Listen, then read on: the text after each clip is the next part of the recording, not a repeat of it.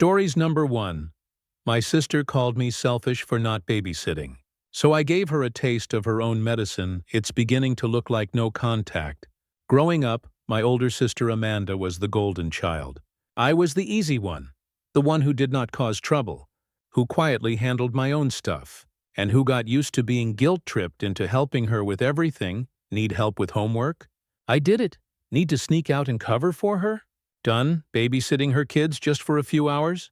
That turned into full weekends. I never complained. Because that's what I was raised to do. Keep the peace. Don't rock the boat. But eventually, you realize that boat only stays steady if you are the one boiling water out of it non-stop. The final straw came last Christmas. I'd made plans to travel out of state to spend the holidays with friends. Flights were booked, gifts were packed, and for once, I was not going to spend Christmas stuck babysitting my sister's 3 kids while she played wine mom on Instagram. 2 days before I was supposed to leave, Amanda calls. Amanda, hey!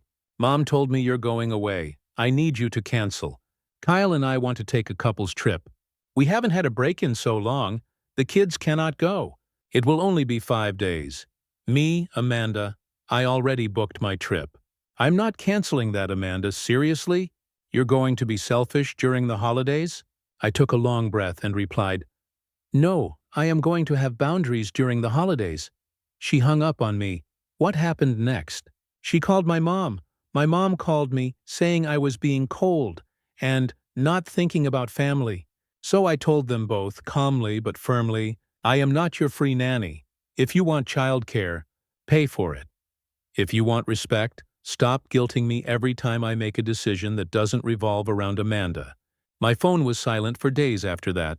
I went on my trip, drank hot cocoa, slept in, laughed with people who actually treated me like a human being, not a doormat with a pulse. The best part? Amanda did end up going on her trip, but had to shell out hundreds for a last-minute sitter. She texted me after, Wish you'd been there. The sitter barely managed. I just replied, That's rough. Maybe next year, plan better. Lesson learned. You are not selfish for refusing to light yourself on fire to keep someone else warm. Family does not mean free labor. Sometimes the healthiest thing you can do is say no and mean it. Comments. Commenter 1. Start telling everyone that last year's trip was so relaxing. You're going to do it again this year. Commenter 2. My plans are more important than your plans, and therefore you're the selfish one. Your sister. Commenter 3. Well done. Next Christmas, don't play free childcare anymore. Remind her these are your monkey, thus your circus. I'm going to enjoy my Christmas. Reply, Thank you. Absolutely. No more free rides. I'll be sipping cocoa and watching my own circus next Christmas. Hope you get to enjoy yours just as freely. Commenter 4. Your sister sucks. I babysit my dog Few lol for my sister all the time. But it's planned in advance because she's a decent human being and asks me if I'm available to do so. Stories number 2. Our horrible HR manager tells lies, is rude and petty, and won't do her job. I'm in upper management at a growing company.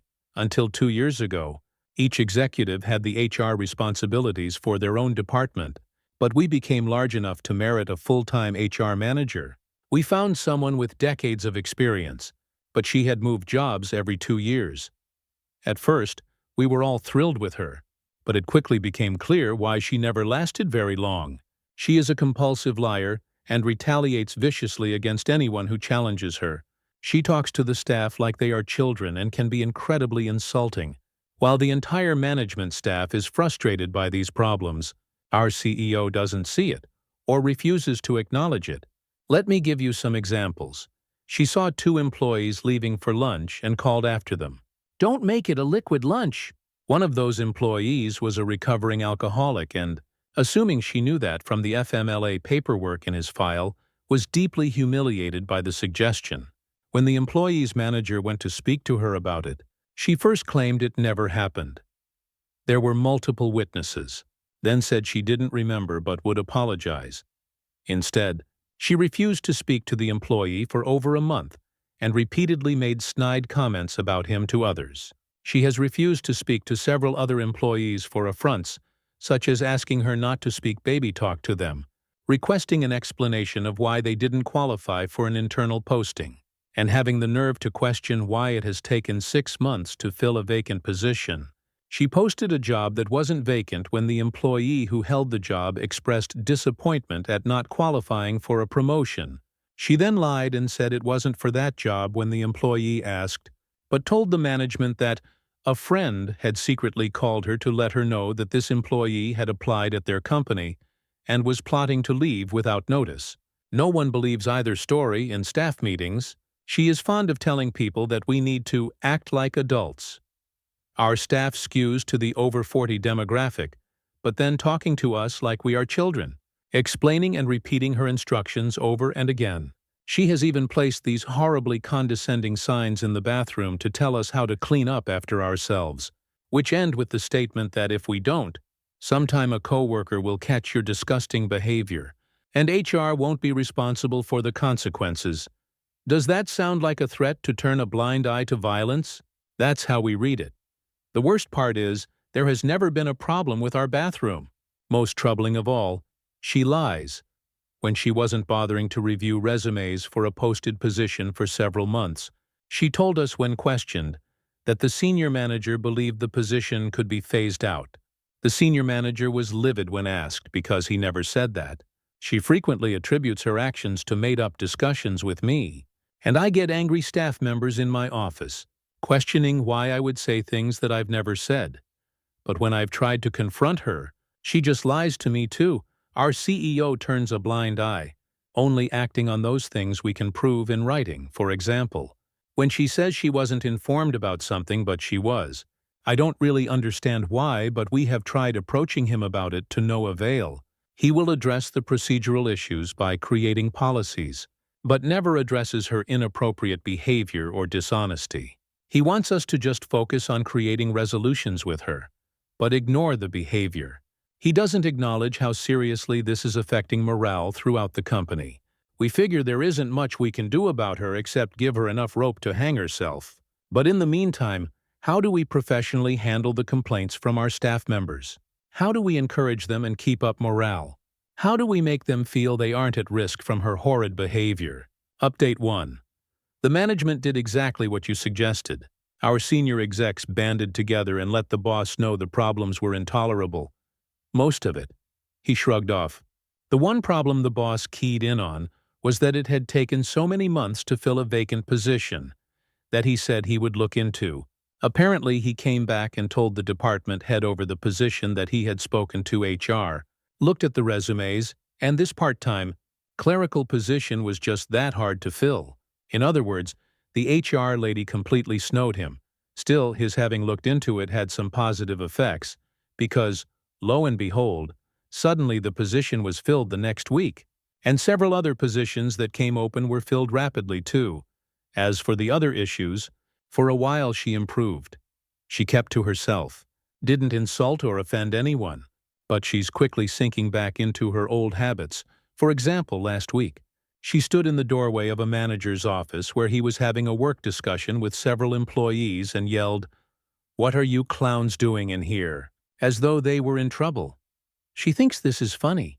The manager wasn't amused, especially at being disrespected within the hearing of his entire staff. She also may have just gotten sneakier about pursuing her vendettas. And at least one member of the group that confronted the boss about the HR manager believes she is being targeted by HR.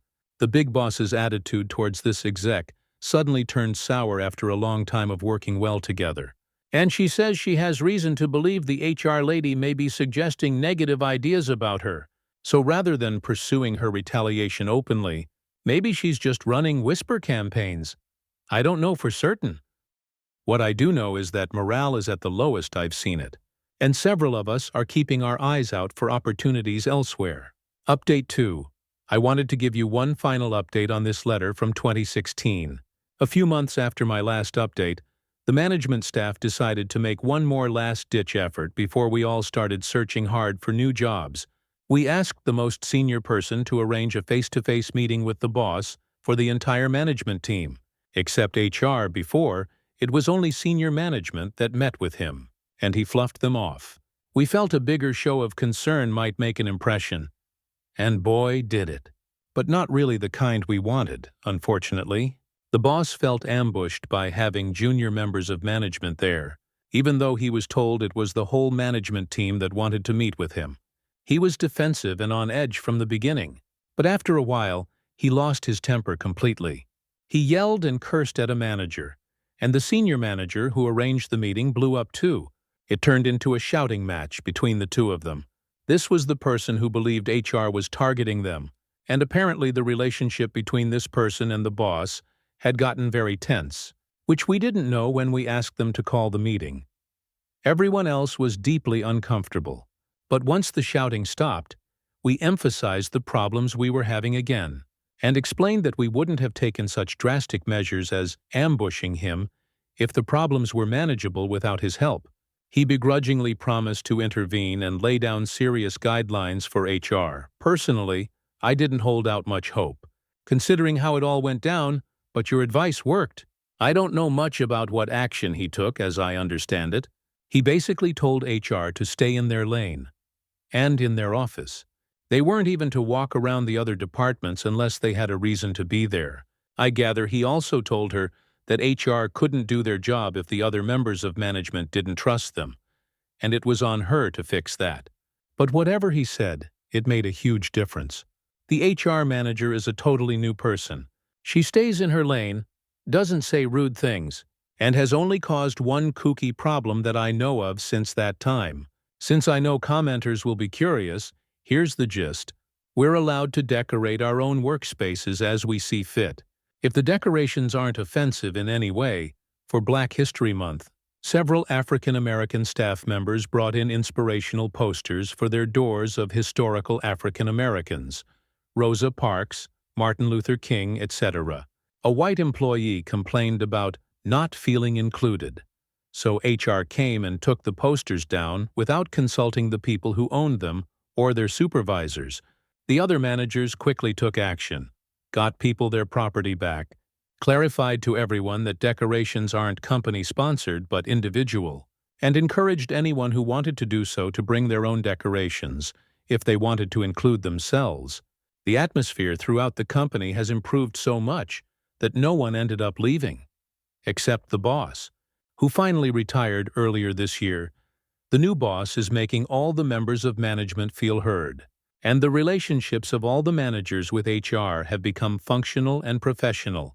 What I learned from this is that these confrontations may be scary, but sometimes they're necessary, and there is strength in numbers. We went into it saying, he can't fire us all. We came out of it all getting the jobs we loved back, free of what was making us miserable. Thanks, Allison, for the great advice. Stories number 3. Am I wrong for divorcing my ex-wife over kids and now refusing to be a part of her son's life? I want to preface this by saying that I have no intentions of getting back with my ex, and I'm in a very happy relationship with my now fiancé. And I'm sorry this is long. I just wanted to add all the context in, and I'm not the best with words. I, 46M, married my ex-wife, 45F, when we were 26 and 25 respectively. At that time, we were both on the fence about having kids. I knew since college that I wanted to retire early, and my dream of having financial freedom was what really made me realize that kids didn't fit into the life I wanted. I was trying to find the right time to talk with her about it. But over the next few weeks, she started dropping hints that she wanted kids. She started showing me photos of her friends' kids, commenting on our nieces and nephews, joking about her being pregnant. That one freaked me out, and even bought me a book on the joys of fatherhood that she thought I'd find interesting. I sat her down and asked her if she wanted kids, and she admitted that over the years she had grown to want a family. We had a conversation about it, and I realized that neither one of us was going to change our minds. I didn't want to keep her from what she wanted in life, so I brought up divorce. She really didn't want to divorce, and kept trying to get me to want kids, but I stuck to what I wanted, and we ended up separating. I obviously still loved her, but that's why I wanted to divorce. We were still young and she could find someone to have the family she wants with. I didn't want her to resent me for forcing my life choices onto her. Even after I filed for divorce, she still didn't agree with me and dragged it out as long as she could. So the divorce took almost 2 years. I dated over the years, but never really found someone that I could see myself sharing the rest of my life with until I met my now fiancé 4 years ago. Apparently, my ex-wife struggled with dating as well and hasn't remarried yet. She has a son, but the kid's dad isn't in the picture. She recently reached out to me and asked if we could meet to catch up. I talked with my fiancé about it, and she thought it'd be a great way to clear up any bad blood between us. So I agreed to meet up with her for coffee. Things seemed to be going well until she brought up her son. She asked me if I was willing to be a part of his life as a masculine influence, and I told her I was glad that she was able to have a child, but that it still wasn't something I was interested in. She tried to change my mind by saying that we could be a family again. She kept trying to convince me, and I kept trying to change the subject. I admit I got frustrated because things weren't going as I hoped they would, and I told her that I was happy with my fiancé's name and that I was not interested in her. She started to insult my fiancé, so I left. I thought what happened was crazy. When I agreed to meet with her, it never even occurred to me that she might want to get back together considering how long it's been and, I'm not single. She kept messaging me, so I blocked her. And I don't plan on talking with her again. I was talking with my sister and her husband about it, and they said that while I'm totally right for rejecting her now, that it was an move on my part to divorce her in the first place, and that I was now being an again by not being a part of her kid's life. They both agreed that my ex was right for wanting to work it out. They said it's my fault that her child doesn't have a father, and that if I had given having kids a chance, I would have changed my mind. I just don't agree that kids are something one should compromise on. I just don't see how it's possible for it to not be a bad situation for everyone involved that breeds resentment. I don't know my ex's child at all, and I don't agree that it's my responsibility to step up just because his bio dad didn't. I asked some other friends and family, and they agreed with my sister. So now I'm not sure if what I did was wrong or not, and I was just wrongly justifying it to myself. TLDR. I divorced my wife after we fell on different sides of the child-free fence. I'm currently engaged, but my ex reached out and wanted to meet up so that she could apologize for how she treated me during and after the divorce. She instead tried to get me to agree to being a masculine influence in her kid's life, but I declined. My sister and BIL think I'm wrong for refusing to be a part of the kid's life, and that I was also wrong for divorcing my ex in the first place. My mom and some other family and friends agree with my sister. Edit. Added TLDR and wanted to add that my mom, sister, and most of my other family members and friends are or used to be a part of the same church that doesn't agree with divorce. Relevant comments. Commenter 1. How is her situation your fault? You were clear from the start that you didn't want kids personally. I don't get that, but this is your life, not mine. Split up and divorced over her changing her mind. Yet somehow it's your fault that she got knocked up, hasn't managed to maintain a relationship, and that the kid has no father figure? Your ex, sister, and Bill are all talking out of their arses. Not your monkey, not your circus. Not your monkey, not your circus, reply. And I wasn't exactly clear from the start. We were both unsure about having kids when we got married. We both were starting our careers and thought we had a lot of time left to decide. It just so happened that when we each made up our minds a few years later, that we came to different decisions. A lot of my family is against divorce. Some of them are against divorce even in extreme cases like abuse. And my sister and BL think that I'm still responsible for her well-being since I'm the one who forced the divorce when my ex-wife didn't want one. Apparently I'm still connected to her, and therefore I'm connected to her kid too. Commenter 2. They sound culty, are they? Reply, my family situation is a bit complicated, but my mom, sister, family friends, and some other family members are a part of a strict church. I'm not saying what it is because it's pretty small, but that's why I think a lot of them are agreeing against me on this. Divorce is kind of a big no-no, and I even stopped talking with a few friends because they refused to acknowledge my divorce, and it was just weird. Although my sister is in the church, she has never been all in and almost left multiple times. My BIL is also not in the church, which is a point of contention, but also why I thought the two of them might actually be right, and I could be the crazy one. Two of my friends that I asked are also not in the church and only one of them agreed with me. Commenter 3 Hi OP. It sounds like these people actually want you to be miserable and not have a fantastic affordable retirement. No, you are not we each have the right to our own way of life. Name-calling takes place when the aggressor has no factual points to sell their opinion with. Upcoming gross and sensitive alert. Turn away if you are sensitive. Hopefully there is zero chance you knocked her up. Could she have turkey basted from a spent condom or something? Have a lovely remarriage and treat your fiancé like she is the only love for you. That little Tet meeting up with your ex did cast a shadow in her mind. Help that shadow dissipate for good? Yes, low contact with the others forever. Reply. We divorced 16 years ago and her son is 11, so no possible way he could be mine. Thank you for your concern. But my fiancé is fine. No shadow was created. We are both very secure in our relationship, and she was the one who encouraged me to meet with her, so she could apologize to me for how she lied and talked shit about me. Even though that's not what ended up happening. My intentions were clear and never changed. Commenter 4, NTA. Super confused by all of your family members' reactions. Maybe they adored your ex, or maybe you come from a very family-focused culture, and they just lament your divorce. But her ask is significant, and became inappropriate when she asked to be a family again. I don't think it's weird for her to want a man who she was with for almost 2 decades, and clearly values to provide some masculine influence if you guys truly are and can be friendly. But the family again part makes it clear that's not the case. Don't let your family crazy make you reply. We were together for 6 years and married for 2.5 of those, not counting the time we were separating. And in the process of divorcing, it's been about 16 years since we divorced, and I have been no contact with her for most of that time. Most of my family goes to the same church as my ex, and they are on good terms. And those family members are very against divorce for any reason. They also don't really like my fiancé. They are cordial and mostly respectful to each other.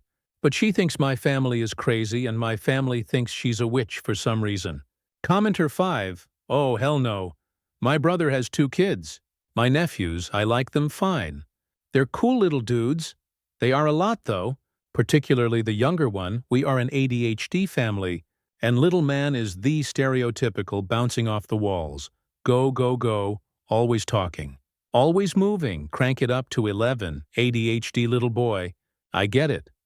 But it can be incredibly overwhelming after a full day or a few if we're visiting. And my favorite thing is the ability to give him back to his parents because he is not my child. Needless to say, my husband and I have dog kids, not human kids. Just cause you like your nieces and nephews doesn't mean you want your own kids, and sure as hell doesn't make you a hypocrite. Reply, my sister and her husband have 2 kids, and my fiancé has 13 nieces and nephews. I like kids and she loves kids, but neither one of us have a desire to have any of our own. Commenter 6. Your extended family has enough kids for the both of you, 13? Jesus. Reply, my fiancé comes from a big family. She's the second oldest, and all of her younger siblings have kids. Her parents aren't the ones complaining about us being child-free. Commenter 7. And if your ex-wife had just decided she didn't want kids, you wouldn't have had to divorce her. Then there wouldn't be a kid at all to worry about. See how that can get changed around? There are millions of men in this country, and a lot of them will take care of their children and stick around to raise them even in a co-parenting situation. It's not your fault she picked one of the ones who wouldn't. I'm going to guess that since her changing her mind to having kids, and you not wanting them caused the divorce, she decided to blindside the new guy instead of giving him a choice when he might leave because he probably didn't want kids either, and oops, he got pregnant. So now she's surprised that somebody who didn't want kids didn't stick around for the kid? How's that your problem?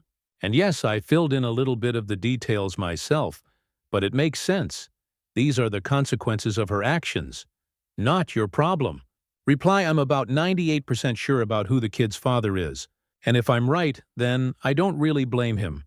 I obviously feel bad for the kid. But he was, in my books, still a kid as well. The guy I think is the father is currently about 30, I think, but he was a recent high school graduate when my ex got pregnant. My ex and him got engaged. He moved away suddenly and nobody could get a hold of him. And then it came out that my ex was pregnant. He was in a trade apprenticeship program before he left. But I don't know where he is or how he's doing now. Commenter 8. You seem to know a lot about who your ex was sleeping with and details about this elaborate story for someone who's been split up with his ex for nearly 2 decades. This comment is just proof you're making this up as you go along. It gets more whimsical with each character. The elusive ex-child's father that disappeared into the night that no one can reach. Like, how do you actually know no one can contact him? You know way too many intricate details here for this to be true. Reply. Everyone knows everyone in the church. I'm currently agnostic. But I was in the church for many years and most of my social circle is or was in it. I remember holding the guy when he was a baby, and his parents are close with my parents. I don't live in a bubble where I don't know anything about what's going on in my circle. I was at my parents' house when it was brought up, and since I knew the guy, and I wanted my ex-wife to be happy with a family, which is why I divorced her, I looked into what was going on. I say 98% sure because no paternity test was done, so it is possible it's not his kid. Update. Am I wrong for divorcing my ex-wife over kids and now refusing to be a part of her son's life? So, some things have happened. My ex-wife somehow got a hold of my fiancé's phone number. She contacted her yesterday and made false accusations that I cheated on her when we met up for coffee. Obviously, my fiancé didn't believe her and just blocked her number. This morning, my sister showed up uninvited to my fiancé's house with her kids demanding to talk. We don't live together and I was not there. My fiancé originally wasn't going to let them in. But my sister sat on her porch and refused to leave. It was cold and windy and the kids didn't have coats on, and since it's not the kids' fault, she ended up giving in. She put on a show for the kids and made some coffee to prepare herself for whatever shit my sister was going to say. My sister started a whole spiel about how if my fiancé really cared about me and not just my money, then she would do what's best for me and leave. My sister claimed that since I'll always be connected to my ex, that I will be forever unhappy if I'm with anyone else. Apparently, if my fiancé doesn't leave me, it's proof that she's only with me for my money, and that it's obvious that my ex and our child, which WTF, it's not my kid, would actually use the money in a godly way. My fiancé laughed in my sister's face and just stared at her until she left. My fiancé and I are both a little confused by what she said. I am better off financially than my fiancé, but not by that much. I'm also not religious. So even if I did get back with my ex, me and my money would still not be godly. We know she's crazy, but again, why did she think her plan would do anything? After my sister left, my fiancé called me and told me what happened. I called my sister to tell her to leave my fiancé alone and that she was crazy and delusional. She defended herself by saying that she knew what was best for me and was just protecting me from going through with the wedding since my fiancé was obviously taking advantage of me, and that since I'm under her spell, I can't protect myself. I again told her she was crazy and delusional, and told her that I never wanted to hear from her, or anyone who's siding with my ex, again, and to please pass that message on. Every time a family member or friend messages me about it, which has been 6 just since this morning, I ask them what their thoughts on the matter are, and if they side with my ex or sister, I block them. TLDR. My ex somehow got my fiancé's number and tried to convince her that I cheated on her. My fiancé blocked my ex. My sister showed up this morning at my fiancé's house demanding to talk, and basically told my fiancé that if she didn't break up with me, it was proof that she didn't actually love me and was just using me for my money. Her reasoning was that since I'm still connected to my ex, I will be unhappy with anyone who is not my ex, and if my fiancé cared about me, she would leave me so I could be with my ex. I confronted my sister and ended up deciding to go no contact with her and anyone who agrees with her. Relevant comments. Commenter 1. Info out curiosity. How many people in your family have you blocked so far? Reply 10, including my sister. This is because I also block the spouses of the person. I've also blocked 2 couples that I'm friends with, not anymore, that I'm not related to. Commenter 2 question, Is your sister also a single mom? Reply, no. She's married and has 2 kids with my BIL. I wouldn't say their relationship is the best, though. He had an affair a few years ago and they worked it out. And I know that over the years my BIL has gotten more and more fed up with the church stuff. He does have very similar views. It's just not to the same extreme. Commenter 3. Info. What race and religion are you, your ex, and your fiancé? Curious as to why your family's so pro your ex and anti your fiancé? What does your ex have that your fiancé does in their eyes? Reply, I'm half Korean, half white European, and agnostic. My ex is white European and Christian, very specific church. But if I say what it is, it would be fairly easy for anyone to find me and my family. And my fiancé is white European and somewhat agnostic, but does have some fluid spiritual beliefs. My fiancé is also a divorcee. She divorced her ex-husband because he had an affair. And apparently that is not a good enough reason. I know 3 people, including my sister, that have forgiven their spouses for cheating. My fiancé has a very extensive rock collection hobby, does yoga easy on the joints and burns incense. It smells good. And my family has seen a few Facebook posts about witches and thinks she's one. In their eyes, it means she's worshipping the devil. Commenter 4. I'm not victim blaming. But this does make me question why you went to your sister for advice in the first place, since you're church-going. Divorce-hating family who already have spawned a gaggle of progeny were unlikely to accept that your first marriage didn't work out because you didn't want kids. People come out with some right shit sometimes, like men are more reluctant to have kids. It's so dismissive of anyone who actually doesn't want kids. You weren't the AH for leaving your wife for wanting different things. You aren't the AH who left his kid without a dad. And you're definitely NTA for refusing to parent a child that's not yours and belongs to your ex. The fact is, your family are a little wacky, and they were not comfortable with your lifestyle choices and think that they can solve it now. I think blocking people who are supporting your ex is probably a good idea. But please do understand that when you and your fiancé are married, this isn't going to be magically fixed. Reply. I've talked to my sister and Bill about my ex before, and although they don't believe in divorce, they have always seemed pretty supportive of my choices. They encouraged me to not divorce her, to take her back afterwards, and to try and be friends with her, but didn't push it too hard. They stopped inviting my ex to family gatherings, and when they invited her again randomly a few years ago, I left and told them to never do that again, and they listened. Basically what I'm saying is that although they've always held fast to their beliefs, they haven't been this crazy or out of line before about my ex. They went pretty crazy when I stopped going to church, but that's a different story. I know that marrying my fiancé won't be a magic fix, but hopefully moving across the country after the wedding will help even more. Final update in the comments. She's now my wife. I have kept everyone blocked. And although my sister did show up to my house a few times, I threatened legal action and she stopped. My wife and I now live on the opposite side of the country from my family, and we haven't had any issues. The wedding was wonderful, one of the best days of my life. We now live across the country away from my family and haven't had any recent issues with them. Thank you for your kind words. Thank you. My sister showed up to my house a few times, but I threatened legal action and she's left us alone. My fiancé is now my wife, and we currently live on the opposite side of the country from my family. Stories number 4. I dumped my boyfriend after he yelled at me. And I don't regret it. I'm a 26F and was dating this guy for about 5 months. On the surface, things seemed fine. We went out, laughed, did the usual couple stuff, but deep down, I always felt like I didn't really matter to him. He'd get irritated easily, and sometimes I caught myself wondering if he even liked being around me. Then a few nights ago, it all came crashing down. We were at my apartment, sitting on the couch. He asked me to pass him the TV remote while I was typing on my laptop. Without looking, I accidentally handed him my phone instead. I laughed at my mistake, reached over and gave him the remote. Instead of laughing with me, he snapped.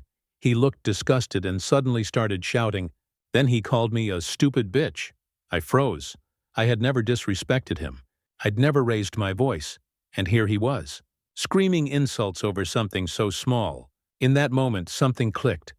I told him we were done. He said I was overreacting and told me to calm down. I walked to the front door, opened it, and told him to get out. He left, muttering that I was being dramatic. The next morning, I packed up the gifts he'd ever given me and dropped them back at his place. They meant nothing anymore. Now, my friends are telling me I took it too far, that I shouldn't end things over him yelling once. His buddies even started spamming my socials, saying I'm the crazy one. I blocked all of them. Here's the thing. I'm not going to chase someone who disrespects me. If he can call me that once, he'll do it again. I deserve better. I don't want advice. I just needed to get this out of my chest. Edit. Thank you so much, all those 100 strangers who commented and encouraged me and are proud of me for this decision. I am so glad and more confident now. Comments. Commenter 1. You need new friends because yours suck for defending an asshole who can't regulate his emotions as an adult. That type of behavior always escalates to physical abuse anyway. Commenter 2. You handled it perfectly. I'm proud of you. Reply. That's sweet, stranger. Commenter 3. Too early over nothing. Only gets worse. Agreed. Commenter 4. Good for you. Don't take this from anyone less someone you are dating. Respect should be a requirement and priority in any type of relationship. Good for you. Oh, and good on blocking anyone who says otherwise. You don't need them in your life. Keep being a queen. Good for you. Don't take this from anyone less someone you are dating. Respect should be a requirement and priority in any type of relationship.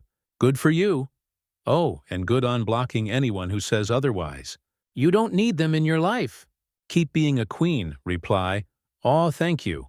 It took me a while to realize that respect really should be the bare minimum. I'm learning as I go, but it feels good to finally stand my ground. Appreciate the kind words. Stories number 5. 12-month-old twin nieces are not invited. Sil and Emil are arguing. I, 32F, and my future husband, 34M, are getting married in 4 months. My sister-in-law, Amy, has twin girls that will be 12 months old, and a 6-year-old son. Prior to the twins being born, I had a conversation with Amy, where she said to me she was looking forward to knowing at the 12-month mark there would be a child-free evening where she could let loose, and she didn't want her kids there. I said that we would love to have her 6-year-old as the flower boy, and we agreed that he would be part of the ceremony and then be driven the short distance home to join his sisters with a babysitter during the reception. Fast forward to now, Amy is shopping for dresses for the twins for the wedding day. I was confused to hear about it and asked why. Amy seems to have forgotten our conversation and wants her twins at the wedding. I've been gentle, but I have said that it was only the 6-year-old that was planned to be there, and I wasn't too keen on the younger kids being there. Mother-in-law and sister-in-law are upset with my future husband and I about this decision. Mill has pushed for the whole family to be in the photographer's family portraits on the day, as the whole family will be together and dressed nice. Sister-in-law has said, your family deserves to be at your wedding, and has also said she doesn't want the 6-year-old to be attending events without the twins because he has had trouble adjusting to them and is always asking to leave them behind. Sil doesn't want to encourage that behavior by having him attend anything without them, and so she has said that either all her kids come or none will. This conversation was tense and I am very conflict avoidant. I left it there, unresolved. Future husband doesn't want the twins there, as they do summon a considerable amount of attention, and he wants people focused on us. I don't really care if they are there or not, but I do feel like I've been dismissed by SEL and MIL, and they've tried to change plans without letting me know, and then tried to guilt-trip me when I called it out. Now it kind of feels like an ultimatum is being set, and the whole attitude around it has me wanting to put my foot down and push back, FH. And I have offered up some compromises. We are having a gathering with all the same people the night before the wedding, and all their side of the family will be around for the morning after the wedding. We the twins would be so welcome there, and we would be able to get some great photos and have time together, but we would still have our wedding be child-free with exception of flower boy. But this was completely dismissed. I just want to know if I'm overreacting by saying they can't attend. Comments. Commenter 1. I would compromise and agree that okay, no kids whatsoever then, and go without a flower boy. I almost feel like a 6yo little boy would be just as much of a loud distraction as 2 1-yos, and your entire wedding is child-free anyways. So it would be odd that one single small child is the exception to that. Just avoid the whole thing and leave all the kids out of it. Reply, yes. I feel like that's a great option. Totally unfair on the 6-year-old though, as he's been told all about it and is so excited. I don't want to do that to the poor kid. Commenter 2. I have 2 sets of twins grown up now. At 12 months old, all they wanted to do was practice their newfound running skills. It was an incredibly chaotic time, and I needed a full-time helper at family and public events because they would take off in 2 different directions. Taking them to a wedding would have been a nightmare. Babies that age are generally not fans of either sitting still or being quiet. Sitting in a stroller or on someone's lap? Good luck with that. Twins also generate a lot of interest from people. You'd be surprised at how much they could really be a distraction at a wedding. Just my 2 cents as a mom of twins times 2, reply. Oh, I bet that was tough. Thank you for your insight. Obviously, this is the worst-case scenario, and even so, a short game of catch the baby during a ceremony is not going to ruin anything. It'll just make a good story to tell, and FH and I will have a shared eye roll. This is what I mean. For me, it's not the fact that the babies are there. What gets to me is the guilt-tripping and what feels like manipulative behavior from them both with zero interest in what we actually ask for. Commenter 3. You're not overreacting. This is your day. You and her agreed they wouldn't be there, and she conveniently forgot. Don't let yourself be manipulated. If she can't be straight with you, then she really doesn't deserve any grace. Your wedding is not family picture time. Are you obligated to invite the entire family? Or is Moelle just pitching a fit about the twins? Don't let them co-opt your day and photographer that you're paying for. If they want a family portrait, they can go to a studio and get one done. Commenter 4. Both you and your fiancé should tell Mill and Esil today that the twins are not invited. And if that is a problem, you understand and you will miss them. Stop letting those 2 run roughshod over you, OP. This is your wedding. You get to decide who is and is not invited. They then get to choose whether they will come or not. You will be sorry and sorry for a very long time if you let them win here. Add a note. Do not let family pics be the reason you cave. That's a bunch of crap. Update 2. 2-month-old nieces are not invited. Sil and Mil are arguing, so FH and I were invited to the twins. First birthday was this week. As much as I knew this was not the right time or place to have a discussion about a tense topic involving the exclusion of these 2 babies, it came up. Context. 1 week ago, FH spoke to his BIL father of the twins, and again said that the babies were not invited to the wedding. I wasn't there and don't have further context on how this came up or how the conversation was received. When we were around the dinner table for the birthday get-together, FH left the room for 1 minute. That was the moment Esil said to me, I'd like to check with you about what FH said about the wedding. He said the babies weren't invited to the ceremony or reception. So is that right? I said, yeah, that's our plan. This is not news to her, see last post? This has been my stance since before these kids were born. I excused myself shortly after and made myself busy in another room. FH sat at the table and apparently laid down the law with his family over this and some other issues. We left shortly after, but before we went, Sil said to me, I respect that this is what you want, but I am really upset. Part of me feels so guilty that I've upset her. Part of me is annoyed and perplexed by her apparent shock at this information, as if we didn't have this conversation a month ago. Comments. Commenter 1. She's probably bringing it up again because she is hoping that you have changed your mind.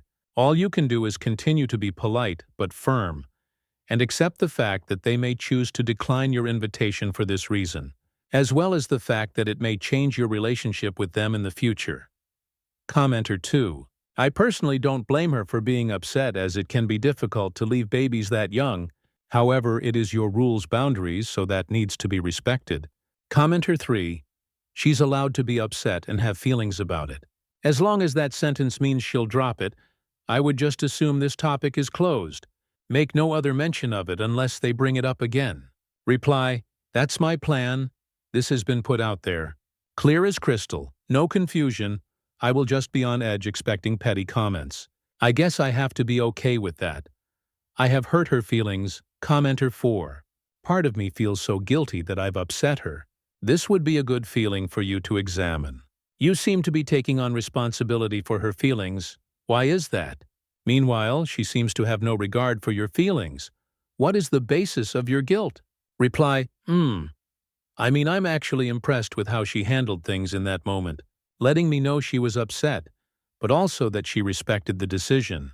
I don't feel as though she had no regard for my feelings. As for me feeling responsible for her feelings, I feel that way because I made a choice that hurt her feelings. That is my responsibility. Update 2. 12-month-old nieces are not invited. Sil and ML are arguing, okay, welcome back all. Quick rehash. My FH has a sister. She has twin babies that are 1 year old. Since before they were born, the decision was made that they would not attend FH and is wedding. Mill, their very involved grandmother, and Sil, their mother, have refused to accept this as reality and continually argue over it and seem to forget previous conversations. On to the update. We are now just 4 sleeps away from the wedding. I should be feeling so excited. But the entire energy has been completely crushed by these 2 women. Fach's grandmother, Mill mother, arrived 2 days ago to stay with us in our home during the festivities. Last night we all sat at the table for dinner. Not common in our house, we usually eat in front of the TV, but as we had a guest, I didn't think it was weird. Dinner finished, and we were having a pleasant chat mostly about some incoming visitors, sleeping arrangements, and airport pickups. Just logistical things. Then MIL said, one more thing. What can I do to make you more comfortable with the babies being there? No lie, I felt my heart rate spike instantly. I said, we are not comfortable with the babies being there. MIL. They asked a bunch of questions about our timeline and wrote down the times we would be going off for photos. I said to her, we said the babies cannot come. That includes the time we will not be there. She said, I'm just trying to find a way for the babies to meet everyone. Everyone's been saying to me they are so excited to meet these bubs, and I'm sick of having the same conversation with them all, I said. You are trying to find a way to get what you want at our wedding. The babies had a first birthday recently. You could have invited people to that. Their mother doesn't work. She's had a year to organize introducing these babies to anyone who wants to. You don't have to wait for a wedding or a funeral for a family meeting. She said, that's just it. It's a family wedding, I said. No, it's our wedding. The family is invited to celebrate with us, eat dinner, cake and dance if they want to. Throw out this back and forth, the grandmother was piping in with, these are your nieces. You're having a dog there, but not you sister's children. The 6-year-old wants his sisters there. I said, he is 6. He doesn't get what he wants. This went on for a bit before I said conversation over and stormed off. Let's see how the next 4 days go. FML. Edit to add, FH was at the table too, also saying the same things as me. He's been saying the same things all along. We have each other's backs. Comments. Commenter 1. Girl, just tell Mael and CL that the babies will not be there. And if they press it one more time, they're uninvited. You shouldn't even be dealing with them. Your FH needs to step the fuck up and handle his family. Hire security because they're bringing the kids anyway. Commenter 2. Stop responding to everything. Why would you give her your exact timeline? At a certain point, continuing to argue just validates her belief that she gets a say. Commenter 3. They are absolutely going to show up with the 1-year-olds. Do you have a plan of what to do when that happens? Commenter 4. Why is your fiancé not handling them? Reply, my bad. FH was right there with me at the table. He was 100% with me fighting this fight. Stories number 6. AIO for blocking my husband's number after leaving me and our 7-month-old baby. I, 33F, am a new mom to a beautiful 7-month-old baby. Unfortunately, I'm navigating deep heartbreak as my husband and the child's father, 33M, someone I've been dating since I was 19, and who I've been married to for 2 years, chose to leave because he's not feeling it anymore. Don't get me wrong, there were signs. During pregnancy, as I got bigger, he seemed to resent my requests for help around the house. At one point when I asked for help taking the garbage out, he said, "If you want something done, do it yourself." I fell 2 times taking the garbage out and was shocked at his callousness. This is a man who was happily in love with me for our relationship and through our wedding, and who I've moved across the country with multiple times, and with whom I share 3 amazing animals and now a baby since giving birth. He's made allusions to my weight gain and hormonal fluctuation that has made me very emotional. All of this is leading up to his decision 1 month after the baby was born to leave me because he's not in it anymore. He moved out, and I am the primary caretaker, with him visiting sometimes after work or on his off days.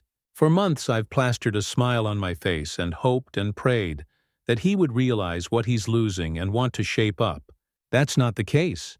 I asked this week to go to couples therapy, which he is refusing to do because it won't fix anything. I accept that he doesn't want me in his life, but my loved ones around me are urging me to take control and stop letting him walk all over me. As such, I've blocked his number and told him that if he wants to see his baby, we can meet at a fixed location, my dad's, so I can avoid the heartbreak and anguish of seeing him at our house. He thinks I'm overreacting and doesn't understand why we can't handle this amicably. What everyone else sees is an overwhelmed, scared, heartbroken mother who's been forced into single mom-dom. Am I overreacting for blocking his number and having him see his child only if it's at my dad's house? And am I overreacting for wanting to protect myself by speaking with an attorney instead of an unbiased mediator? I'm deep in postpartum depression and am seeking counseling, but wanted more unbiased opinions as I've seen fellow heartbroken moms post here about similar situations. Thank you for reading. Comments? Commenter 1 Nor. He's a sack of shit for stepping out on you. Also a major dick for being extremely unhelpful during your pregnancy. Keep doing what you're doing. Don't attempt to try to work things out with this man. Commenter 2. This is the best thing for you and your baby. File for child support immediately too. I'd also download one of those court-approved co-parenting apps for any communication so it's all available to be viewed and accessible through the courts if need be. So if he starts harassing you or threatening you, etc., you have evidence. Just remember to stay calm and civil yourself, even though I'm sure you want to scream blood murder at him. But for the sake of getting full custody, just keep it civil. Let him shoot himself in the foot by getting annoyed or frustrated or rude or threatening in the messages, and it can all be used against him, especially if he becomes problematic or aggressive or threatening, and you need a restraining order against him. So once you've got the app downloaded, tell him he can only communicate through that going forward. And once he has seen and read the message and has the details he needs to access it, I'm not sure on the setup process, but once he's read it and got the information, you can block him on all other forms of communication. Get him to respond to the message agreeing he has read and understood. That is the only way to contact you going forward. And state that you will be blocking him from contacting you on any other contacting service, so he knows he can only contact you on the app. Then block him. I'd also suggest getting some cameras at your dad's house inside and out, and some for your house inside and out too, in case he does become difficult, or abusive or argumentative with your dad, etc. So you have video proof. I really hope things work out for you as best they can. It's awful he's done this after so many years.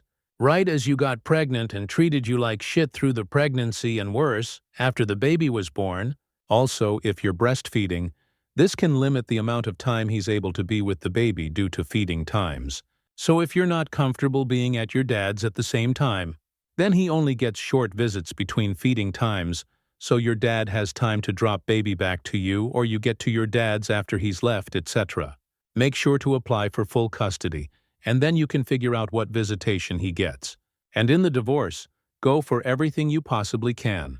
Do not be inclined to go easy or accept something less to get it over with. Your solicitor will fight for what you deserve and are entitled to, and hopefully get the child support backdated to the day he left. But make the application ASAP. Good luck. And I wish you the best moving forward. Commenter 3. Not AIO file for divorce and child support. I am glad you decided to leave rather than carry up your child in that mess. I fully agree with meeting at your father's house. Men tend to be vindictive and abusive at the end of a relationship. And him coming into your space provides an avenue for him to wiggle his way back in, only to switch back to his evil ways towards you. Protect your peace. Your child deserves a happy mom who is strong for them. All the very best. Commenter 4. He wants you to handle it amicably, by which he means you should have no feelings and he should have no consequences.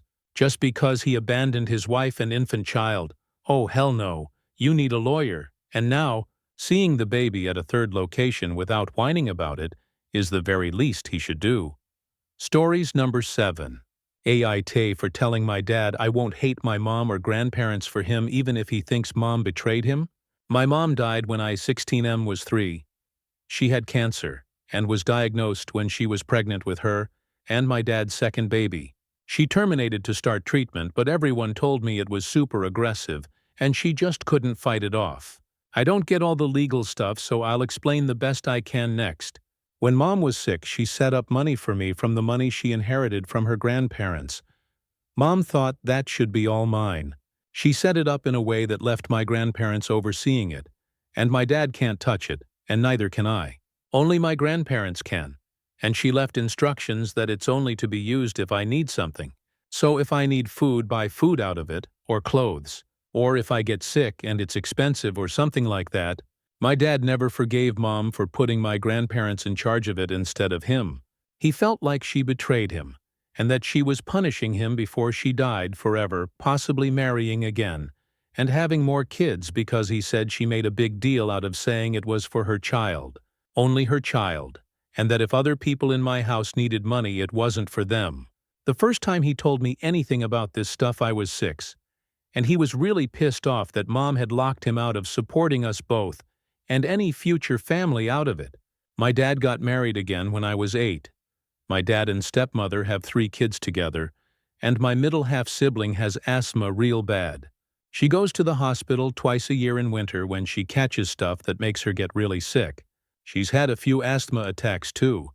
My dad and stepmother had to borrow money to cover some of the costs for it. Then my dad lost his job and his new one was way less pay and longer hours too. His wife's took a pay cut at her job like others did because they're trying to save money. So money has been tight. My grandparents decided to take me out to eat and buy stuff I need to help out. They don't take it from the money mom left and they say, "That's because I should have that for my future." My dad wanted my grandparents to stop listening to mom's wishes and give him money each month from it for all of us. Not just me. He said they could also buy all us kids something. My grandparents told him they were only going to help their grandson and not his other children. After they said no, my dad started ranting about them. Ever since things got really tight 6 months ago, he's been talking shit about my mom and grandparents a lot. He talks about how mom betrayed him, and how my grandparents aren't good people because they'd leave the rest of the family to struggle while I get what I want and need. He told me again how mom wanted to spite him for remarrying, and how she was so against him moving on, she'd let my half-siblings go hungry by being so strict about what her money could be spent on. Then he told me I should forget about my mom and grandparents because I have a better mom in my stepmother. I told him my stepmother isn't my mom and never will be. And I told him he might feel betrayed by mom, but he won't make me hate her or my grandparents either. Then I asked him why he tells me all this, and what does he think I'll do? He said he expects me to want to defend and protect my family. I told him that's what I just did. Dad told me I can't even remember mom, and my grandparents are less family than parents and siblings. Then he said I should feel this anger because of what they all did to him, and I said I won't hate them for him either. I said he feels how he feels, but I'll still love them. That made Dad mad, and he told me I might need a psychiatrist because there was something broken in me for not seeing why he's this angry, and for not feeling the same way too. It feels weird for Dad to think like that about me, and I hate that he's so mad at me. But I don't get why he's being like this. I can maybe get feeling hurt mom didn't trust him. But I don't think she was wrong to want to take care of me and not my half-siblings who were born after she died and have nothing to do with her. I don't think my grandparents are wrong either, since I'm their only family. I don't know, but my dad could be right about it, so I'm asking and hoping I won't be called a monster or anything, but I want to know anyway. Comments, Commenter 1. So let me get this right. Your dad wants you to hate your family because they will not allow him to steal your future to support his new family? Did I get that right? Well, your dad's an entitled piece of work. NTA reply, that's pretty much exactly it. He said it should help everybody in the family and not just me. And he told me I should want my half-siblings to eat as well as me and have what they need like I do. He said that's what makes a good person. And he brought up the fact my grandparents and mom wouldn't care if something tragic happened to my half-siblings. He's so extreme about it. But I get why my mom wanted just me taken care of and why my grandparents only take care of me. I was theirs. My half-siblings aren't, reply Commenter 1. Well, I'm sorry your dad sees you as a meal ticket instead of being grateful that some of the burden is lifted from his shoulders by at least having you taken care of. His new children are not the responsibility of your mother. May she rest in peace. Or your grandparents, reply, thanks. I don't like this side of Dad, and it's always so uncomfortable when he tries to get me to hate them, because I can see their side way better. Sure, I can understand him feeling hurt, but I don't get why he'd want Mom to take care of his new family. Because it's not their family anymore. That's just me. Commenter 2, NTA.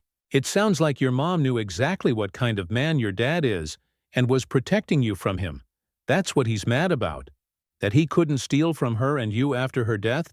If things are really that tight, offer to live with your grandparents and lessen the number of children they have to provide for. Reply, my grandparents offered to let me live with them or stay with them part of the time. My dad told them they weren't going to steal me from my real family and they could fuck off and some other stuff about how nobody's taking any of his kids away. Commenter 3 NYA. Your mom did the right thing. Your dad is a self-centered, greedy, entitled twit. Your dad is not right and is trying to brainwash you so you will do what he wants. He will badger you for money when you come of age. Tell him to go rot, reply. That's what I was expecting. I'm already prepared for him to start saying I betrayed him when I won't share any of the money or spend it on my half-siblings or help pay off the debt. They're in to pay for my half-sister's asthma treatments and hospitalizations. Commenter 4. Your mother set this money up the way she did because she knew what type of man your father was.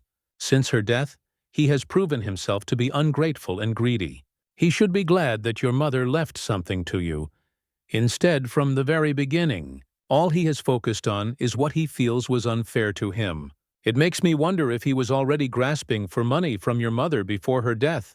She knew that eventually he would move on and that he'd likely have other children. And she wanted to ensure that you didn't get lost in the shuffle, that you would always be cared for, and that you would have a nest egg that you could fall back on. And your grandparents have continued to honor her wishes by making sure that their grandchild has what he needs. If I were you, I would ask your grandparents about the possibility of staying with them for a little while.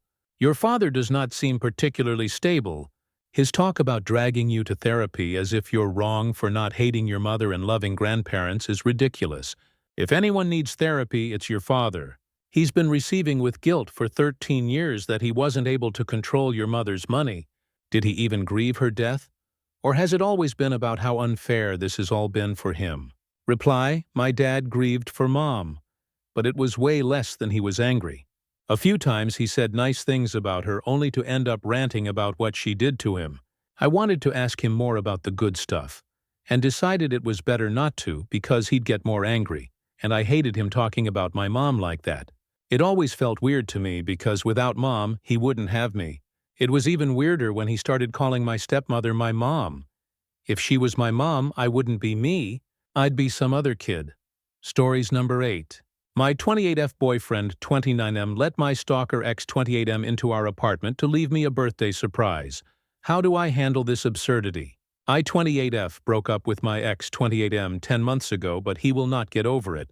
Despite me wishing to no longer interact with my ex, as well me as dating someone new Cole, 29M, My ex has been trying to win me back by doing over-the-top things like sending me gift baskets, love letters, chocolates, etc., even though I've blocked his number on all social media and always ignore his attempts to woo me with his gifts. He never actually interacts with me directly, never waits for me outside or tries to talk to me. He just leaves me gifts at our doorstep and runs away. It's creepy and makes me super uncomfortable. Cole, who I live with, doesn't actually see an issue with this and says he feels bad for my ex and doesn't want me to waste my ex's money efforts. So I reluctantly just let Cole eat the chocolates and other crap since he insists I don't throw them out. He even likes reading the love letters even though I tell him I don't want to. I don't understand why he's so chill about this because my ex and Cole aren't even friends and have never interacted. So it makes no sense why he's so okay with my ex doing these dumb gestures that he knows make me uncomfortable and creeped out. If anything, Cole should be pissed off that someone is trying to steal his girlfriend, right? Anyway, all of this finally came to a head on my birthday. After work, I came home to our apartment decorated in balloons, chocolates, and flowers. I'm immediately touched, thinking all of this was a surprise from Cole. Nope. Apparently, my ex actually came over with all this crap, buzzed our apartment doorbell, Cole let him in, and allowed my ex to decorate our apartment and leave gifts for me. Then my ex left before I could get home. Cole apparently saw no issue with this. He literally let my ex into our apartment like it was no big deal. Because my ex came all the way with all these gifts, which was such a thoughtful gesture. Now I feel totally unsafe. What if my ex secretly left a hidden camera or something? I have no idea why Cole is so fine with all of this. I've talked to him over and over, and he won't understand why I would want to reject free stuff from someone who cares about me. I love Cole, but the fact that he actually let my ex into our apartment was a huge breach of my trust, and I have no clue how to deal with this. Is this relationship just unsalvageable, or is there a way I can get it through Cole's head that none of this is okay? Could Cole have ulterior motives by letting my ex do all of these things? Any advice is welcome. I just have no clue how to handle this absurd situation. Thanks, Edit. Thank you for all the insight, everyone. I really appreciate it. I don't have the money to do everything that was recommended, but I am going to do some investigating into Cole and my ex, possibly being in cahoots with each other, and confront Cole this weekend, likely to end this clusterfuck of a relationship. If there's any interest, I'll update if anything significant happens. Thank you again. Consensus: don't even try to date the relationship and stay safe. Comments: cost of living mostly. I live in a very expensive city, so I was living month to month on my own. He basically offered to be my roommate so that we can go half and half on the rent, internet, utilities, and it would relieve my financial stress, which it has a lot. It might have been stupid to jump the gun at us moving in so quickly, but he had only shown green flags until now. I can technically kick him out and try to look for a different roommate if things are totally done for, since most of the stuff in our apartment is mine. I mentioned above, it was mostly to do with the cost of living in an expensive city that we moved in quickly. I've known Cole for a couple of years as a friendly coworker and gaming buddy, and then started dating him 8 months ago. I thought I knew him well enough, but apparently not. I meant he only showed green flags before we started properly dating, and we moved in together. Before this whole stalker mess, he was, or at least pretended to be, thoughtful, funny, helpful, and sweet. The type who, if you told him you had a hard day, he'd offer a shoulder massage and let you vent to him. It wasn't until this Stalker X stuff that he showed such a disregard for my safety and comfort.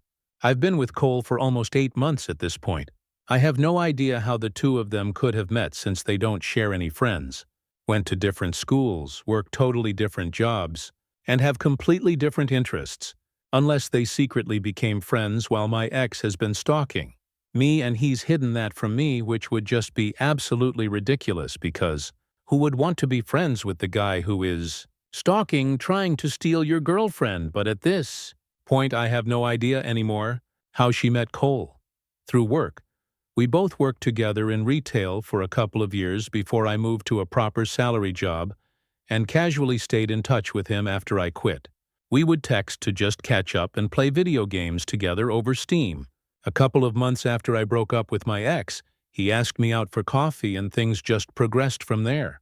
If OOP is sure her ex was in the apartment, I mean all of the love letters and sign tags are in my ex's handwriting, so unless someone has copied his handwriting down to a T, then I'm pretty sure it's my ex. Cole has been the one eating all the edibles and interacting with the gifts. I do not even touch them, LOL. My initial thought is maybe he wanted to keep my ex's gifts around so he could get free chocolates to eat. At this point, I wouldn't be surprised if he's actually that careless. His friends already know about all of this and seem to think it's funny that my ex is such a try-hard. His family lives across the country, but I could try texting them. My ex was easy to break up with because I had only been dating him 2 months before he pulled some absolutely dumb crap that pissed me off so much. I felt no remorse in dumping him instantly. With Cole, it's a bit different since I've known him years before dating and thought he was a really great guy until now. He's genuinely sweet in every other way except this one thing, but this one thing is definitely bad enough to outweigh the good things. It just sucks. But I have to think about my safety first. My BF is WFH, so there's a chance he caught my ex while he was dropping things off, and they talked. He denies that. But I'm becoming more and more paranoid now, and I am definitely going to see what I can do to end this relationship, in case they are secretly in cahoots. I'm becoming more and more paranoid that they have somehow come into contact if Cole caught my ex while he was dropping stuff off previously and then became buddies. It makes no sense in my head, but neither does any of this shit. It's all so nonsensical that I could believe anything at this point. I don't have the money to break my lease, but I can kick Cole out since he's not on the lease. I admit I'm a pushover. Being raised by an abusive mother does that. Sadly, I definitely needed this wake-up call. I grew up with an abusive mom and an absent father, so my relationship understandings are probably screwed up. Maybe I should probably go back to therapy for a while after this before putting myself out there again. Update. Hello all. My last post blew up a bit and many people were concerned about me, so I'm going to give you this update. I can't even put into words how insane this situation has gotten. When I got back home on Friday, I tried to come up with a good plan to keep myself safe while I confronted Cole in case he were to do something scary. A lot of people put the fear of God into me in the comments of my last post. I invited my very tall and intimidating younger brother over to be there while I talked to Cole. My brother couldn't come over until Sunday, so I spent a day and a half awkwardly trying to pretend everything was fine, but I must have done a shit job because Cole kept asking me what was wrong and love-bombing me. Eventually Sunday came around. My brother showed up and we grilled Cole about why the hell he's been so fine with my ex coming around with gifts, and even letting him in to decorate our apartment for my birthday. I was not ready. All of you had a lot of theories. One of which came up a lot was that the two knew each other and/or were working together to do this. If anything, I would have rather that been the case because the truth is so much more fucked up. Basically, Cole has been fixated on my ex. He has essentially been stalking my stalker. Cole admitted that he made fake social media accounts, yes, multiple, to follow my ex, and has been stalking his Instagram and Facebook, apparently. My ex has been making a lot of vent posts about me and how hurt he is that I'm not returning his feelings, and have moved on so fast, and Cole has been egging him on his alt accounts to get my ex to keep trying. The reason my ex is still stalking me is because Cole has been literally telling him to on his fucking alt accounts. It's obvious my ex is unstable if he's listening to random strangers telling to keep trying. And Cole is taking advantage of his instability by planting thoughts into his head. If I am to believe Cole's words, my ex has no idea that it's Cole that's been encouraging him to keep pursuing me, but I can't be certain about anything this guy says at this point. So why, you ask, was Cole doing all of this? That is exactly what my brother and I asked. This was his answer. To give my ex false hope, basically to bully him? Anytime my ex angst posted on his social media about me, Cole got some sick satisfaction out of watching his misery. He wanted to string my ex along to keep trying to win my heart just to watch him fail over and over. Cole finds it hilarious that my ex is, wasting so much money on gifts for me, and that it's him who eats the chocolates and reads the desperate love letters my ex sends to me while I act like my ex's gifts are radioactive and avoid them. This has all been some sick game to see how long he can get my ex to keep pining for me. Who the hell even does this? I've been living in fear for months because Cole thinks it's funny to manipulate my ex and watch him be heartbroken. I cannot articulate how sick all of this is. How is this funny? What is wrong with him? He said he makes sure not to go too far by discouraging my ex to make direct contact with me. But I can't believe anything anymore. I've read so many stories of people who were dating someone who seemed so sweet initially, but turned out to be actually unhinged. But I naively never thought that could be me. I was so careless and dumb because I clung to someone who finally treated me with kindness. But he is a twisted man who turned my ex into a monster by feeding his delusions. I think if he hadn't done all this, my ex probably wouldn't still be stalking me in the first place. My constant fear and discomfort have just been an unfortunate byproduct of his little game of puppetry. I can't even comprehend how someone could do something like this. I'm so shaken up I feel like I'm spiraling. Suffice to say I'm living with my brother and his girlfriend while my ex gets the hell out. I told him he needs to move out within the week, or I'm getting the cops involved. He didn't make a fuss or anything, surprisingly. He just looked at the floor like a kicked puppy. He hasn't even tried to call or text me, but I blocked him just in case. I'm going to see if my landlord can understand my situation and let me break lease early with no extra cost. But if I can't, my brother is going to cover the extra cost in the meantime, and I'll stay with him and his girlfriend until I can find somewhere else. My brother is seriously a godsend.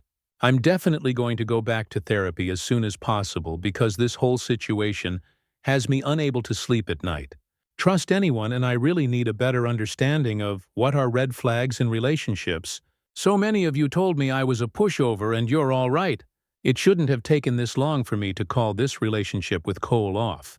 This is so fucked up, but I'm safe for now. I don't know what I'd do without my brother and his girlfriend.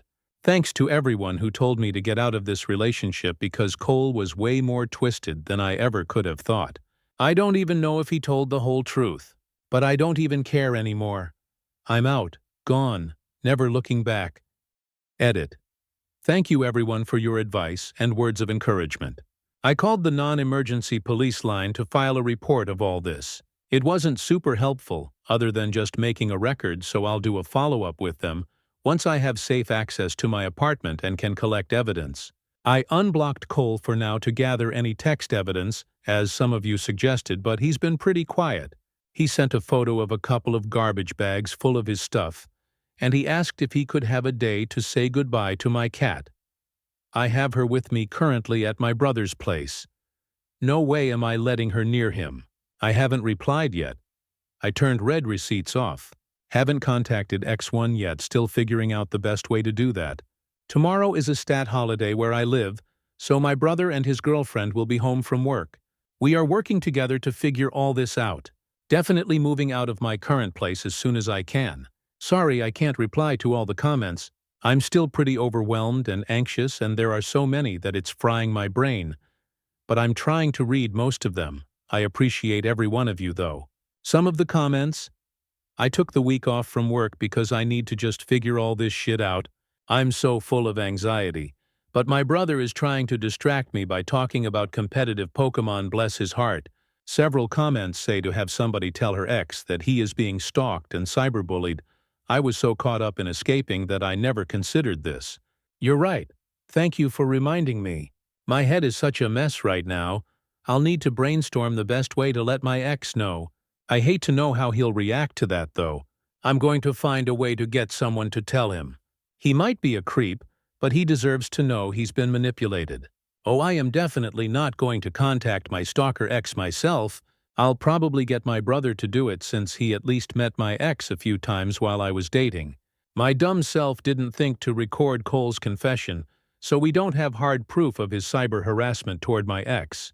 Just gotta hope he believes us and stops interacting with Cole's alt accounts, though I don't know the name of Cole's alts, just that he has them, which is also complicated. He was sending me gifts before I started dating Cole, but it definitely ramped up after I started dating Cole. Sometimes a girl needs a hard dose of reality from some wise Redditors to get her shit together. I'm glad I posted here, holy crap. I will buy him a draft beer and get him a custom mug that says, "World's Best Brother" with a Tyranitar on it.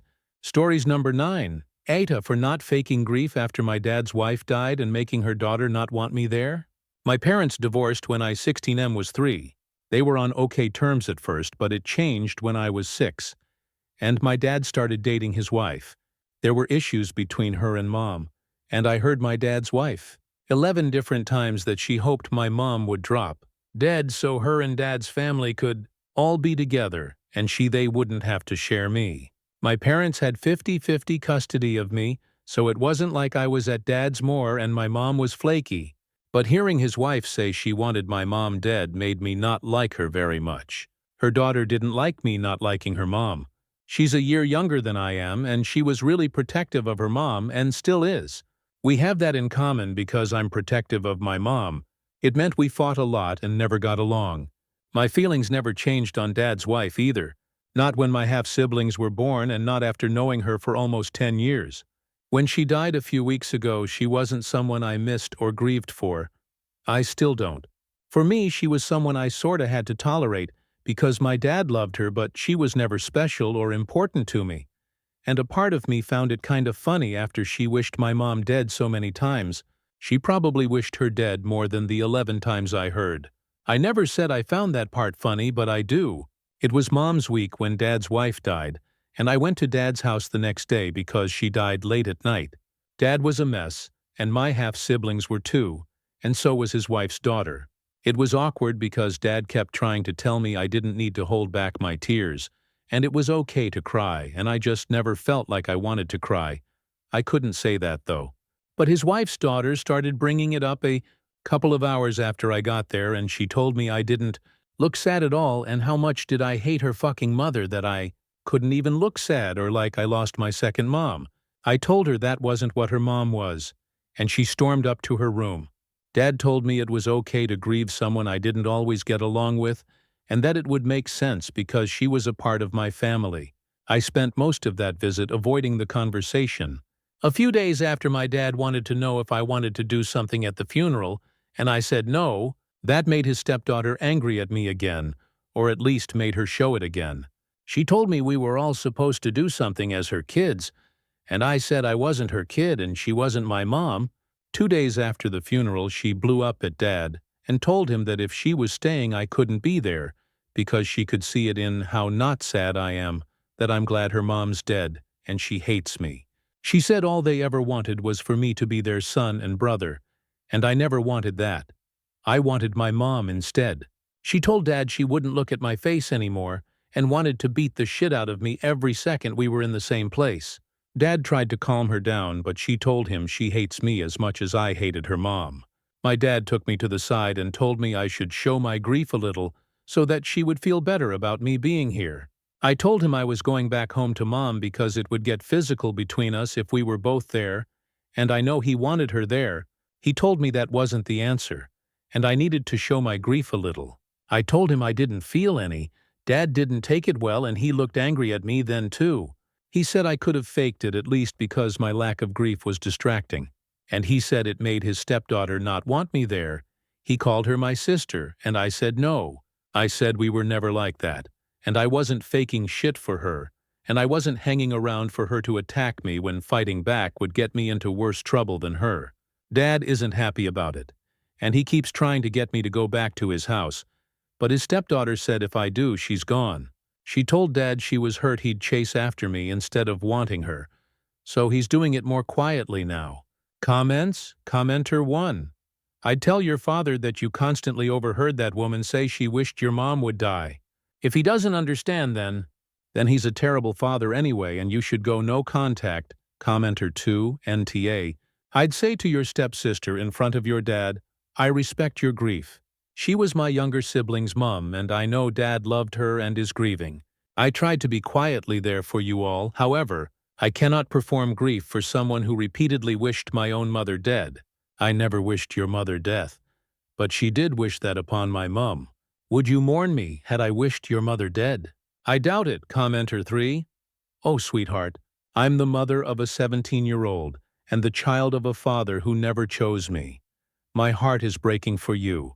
Have you spoken to your mum or another trusted adult, because this is a lot for you to deal with? You are NTA. Your father is currently navigating the situation he's in now, but it never should have come to it.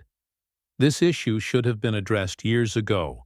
You need to develop a plan with your mum for your safety and well-being at your father's. And you said you were helping your half-siblings. It may be better to meet them outside of your father's house ATM due to your stepsister's behavior. If she starts screaming at you, keep to the facts. You're here to support your dad and half-siblings. Your relationship with your stepmother is not relevant ATM, as your siblings just lost their mother, and your father lost his wife. Don't engage with her beyond that.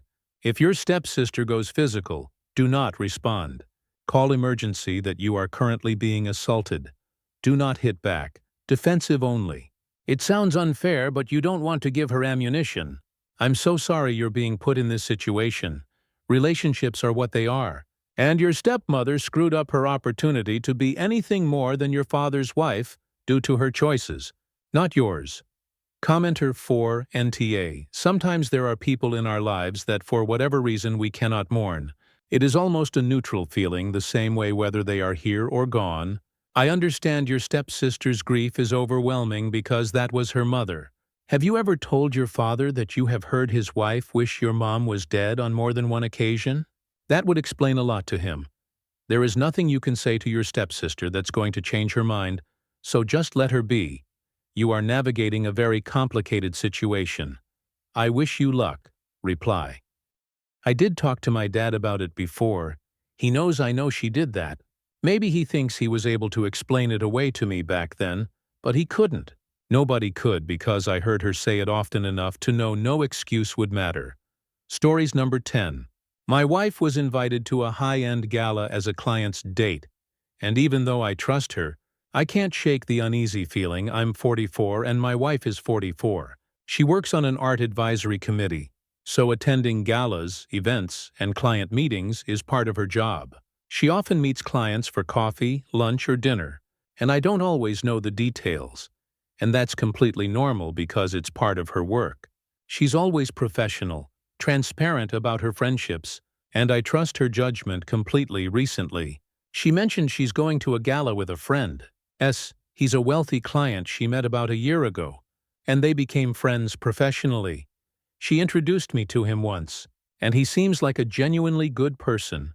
He invited her as his date to this gala, and my wife said it's fine. I fully trust her. And I know that interacting socially with clients is part of her job, but I can't help feeling a bit uncomfortable about her attending as someone's date. I don't want to stop her or come off as controlling, because I know she's completely trustworthy, and this is a professional relationship. I think I didn't add full context. This isn't just any gala, it's a high-end event organized by a billionaire, with lots of wealthy guests and even some royal family members. My wife had mentioned months ago that she was excited to attend this gala, and going will be excellent for her networking and attracting future clients. Comments. Commenter 1. You will get a ton of conflicting responses here. You will find yourself leaning into the ones that most fit your inner perception of the situation. Go talk to your wife, honey. This is a +1 situation and not a date, right? I love you, and you are incredible, and I don't want you to forget I feel that way. I'm feeling a little touch of jealousy, and I want you to know. Commenter 2. I've been in a similar situation. But in your girlfriend's shoes, a colleague of mine who I've always got along with but never been overly close with, we worked on the same team for about a year before I was promoted, and always really got along, but did not speak often in work after I moved dept. We never communicated outside work. Invited me as his date to a work awards event. He has a girlfriend, but only employees of our company were allowed to attend. As he was up for an award, he was given a +1 and asked me to attend with him. He knew I was professional and we get along, so would be good company. I also knew some people from his team, my previous dept, as well as the people I had met through my new dept. So good for networking, extremely platonic, and no big deal. My husband, however, commented on me being someone else's date, but when I explained the capacity in which I was attending, as a +1 as opposed to a date, it reframed it. I thought about how I would feel if my husband told me a woman from his work had asked him to be her date to an event. And I admit it probably wouldn't be my favorite thing to hear. I came home at a reasonable time with food for my husband and had 2 drinks the entire night. He trusts me anyway. But seeing it as a work event where I would be speaking to lots of different people, networking and socializing, etc., rather than stuck to someone's side as their date to a function, is definitely the best way to make this clear and comfortable for a partner. Commenter 3, I wouldn't like it, but it's an incredible opportunity. My girlfriend is a high-end model, and we've been put in similar situations. She has made every effort possible to update me in between things and communicate to make me feel safe and secure. It's instinct to be overprotective, but I'd never want to take away opportunities from her. We have established rules and boundaries. She doesn't drink and uses modeling fitness as an excuse, and no private locations. Due to the industry, that's as much for protecting her as it is for making me feel more comfortable about it. Commenter 4. It sounds like a great opportunity for her, but it also might be a bit suspicious. It would be best if she was invited and you could be her date. But I guess it doesn't work like that. Maybe this guy is trying something, maybe he isn't. If you trust your wife, then trust her. Not much to do here, I guess. Is there really a big difference between this event and other events she attended? Is really the wording of date that's really the problem? Isn't she basically +1 for someone? It sounds like great networking event that she can benefit from that. She couldn't otherwise. It also all spends also on how good of a friend this guy is. Does he really need her advice, or he's doing her a favor, or he's trying to seduce her? If you really trust her, then it shouldn't make that much of a difference. But I understand why it makes you a bit wary of his intentions. Reply, yeah, that's exactly where my conflict comes in. They've been friends for about a year. He's her client, and she helped him secure an important art deal. So their relationship started in a professional way. Since then they've stayed in touch, but the thing is, my wife has never gone to a gala alone before, and never as someone else's date. That wording is what really bothers me. I don't know if he meant +1 in the casual networking sense, or if he specifically wants her there beside him for the night. She told me directly that she'll be his date at the gala, meaning she'll be spending the night with him, talking to people and networking in those circles. I trust her completely, but it's still something new for us, and I think that's why I feel uneasy. Stories number 11. Aita for asking my wife to choose our family over hers? I posted on here a bit ago about a situation when I sort of forced my way into a zoo trip my wife had planned with the kids. My parents and my in-laws see my previous post. A lot of people thought I was the AH for doing that, even though that wasn't the point of the post, but now I've found myself in a similar situation and tried doing the opposite, and it doesn't seem to be working out any better. So my wife has already told me that I am the AH in this situation, even if she didn't use those exact words. And I know nothing Reddit has to say about it would change her mind, especially since I can't tell her that I'm even posting about it. But I'm starting to question my own judgment a bit here. So maybe you all can set me straight. My wife and I are in the middle of a really rough patch in our marriage. We separated for 6 months, and even when we ended the separation, the issues that caused it weren't fixed. Long story short, I lost my job when she was pregnant. She asked me to move out. When I moved back in, I was sleeping in the basement for quite a while. She's refused any sort of physical contact, and we've just started marriage counseling. Second session was last night. And in MC, I've come to learn that her family more or less hates me, or at the very least doesn't trust me. Like not at all. During our MC session last night, our therapist said that it was important for us to start spending more time together, both as a family, 2 kids, and as a couple. My wife was resistant to the idea of date nights, so the counselor reframed it as exposure therapy. Basically, she said that neither of us will ever get past the barriers that have built up in our relationship if we continue to essentially live separate lives. My wife seemed to understand that and was fairly receptive to the idea, at least while we were in the counselor's office. Which brings us to this weekend. in America. It's a holiday weekend and our family has a long-standing tradition of spending the 3-day weekend at my in-laws' camp on a lake. My Sil and her family come, and most of my wife's extended family pops in at least for an afternoon, evening or two, even if they don't spend the night. Some of her and my SEL's friends from high school usually drop by for a catch-up, too, and I know my wife has been trying to reconnect with friends in an effort to find an identity outside of just being a mom and a wife. But, given our current marital strife, the knowledge that my MIL has actively and repeatedly tried to convince my wife that we should not be together, which I've known about for barely a week, my new and growing worry that my mistakes are now a black cloud hanging over my relationships with all of my wife's family and friends, and that due to space constraints, we'd not only have to share a room but also a bed. It seemed to me like heading to camp should be a no-go. My wife didn't agree. In fact, 15 minutes after we got home from our MC session last night, she started packing up for the weekend. But she was only packing for her and the kids. She didn't come right out and say it, but it was pretty obvious even to usually oblivious me that the plan was for my family to go to the lake without me, even though we'd just been told a little more than an hour before that we needed to spend time together. I tried pointing that out in as calm and as non-confrontational a way as I could, using the "I feel" statements that our therapist suggested.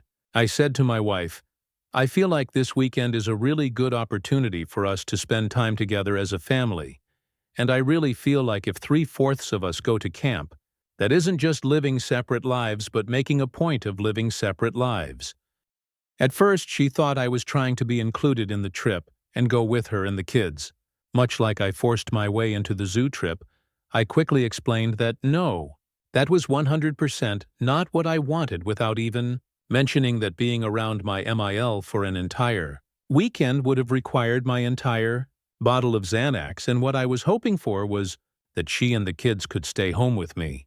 There's a whole bunch of picnic and BBQ and block party events going on in and around our neighborhood, and I thought we could go to some of those and spend time as a family. In my head, starting off by doing something as a whole family instead of just as a couple would build in a buffer for her, would give me a chance to show that I can be a real partner in parenting, and would let her see me in what I know is my best light. As a dad, that was what I thought in my head, but apparently, my head and my wife's head were not on the same page, as she said no to that idea by saying, "I want to spend the weekend with my family." One thing our therapist stressed repeatedly was that to have any chance at productive conversations, we both need to avoid any kind of escalation in our communication, which was probably because things escalated more than once during our latest session. So, I took a deep breath and did not point out that spending the weekend with me and the kids would be spending it with her family.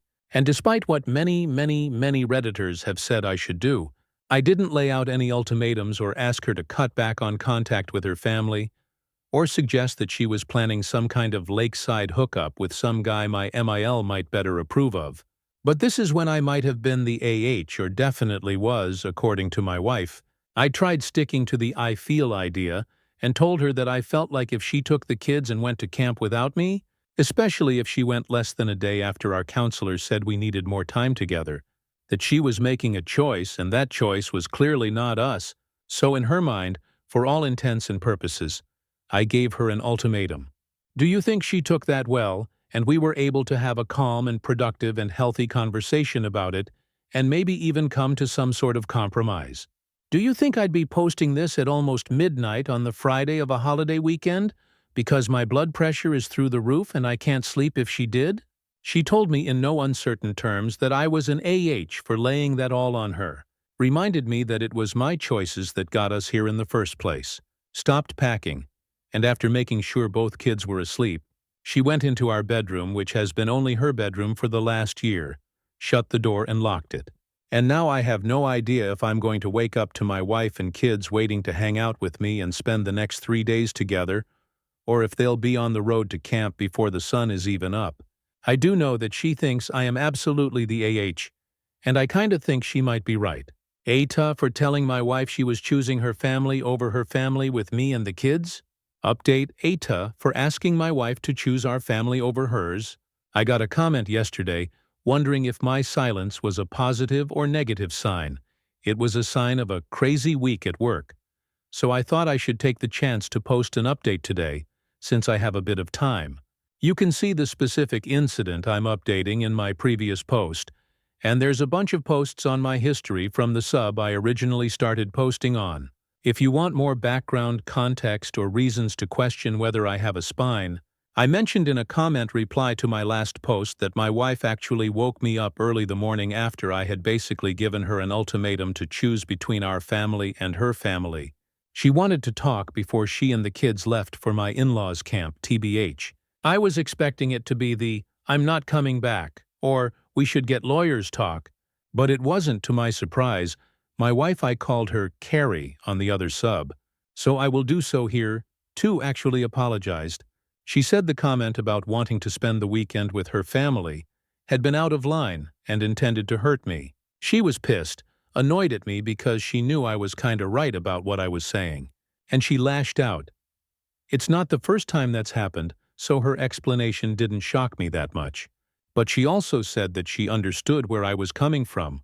If we want to fix things, and we've both said we do, then lashing out like that needs to stop, and we do need to spend time together as a family. And she completely got why choosing to spend the entire weekend with her family, whose dislike for me had just become public knowledge, instead of being with me, might have been upsetting for me. For a moment, I thought she was going to invite me to camp with her, and I'm not gonna lie, I was panicking. I was worried that right after I'd more or less demanded she spend time with me, I was going to have to refuse an invitation to do exactly that. But there was no chance I was going to willingly spend 3 days with my ML or SIL, particularly not after our last counseling session. Carrie didn't invite me. Instead, she offered a compromise. She and the kids would go to camp Saturday and stay until midday Sunday, then come home and spend the rest of the weekend with me.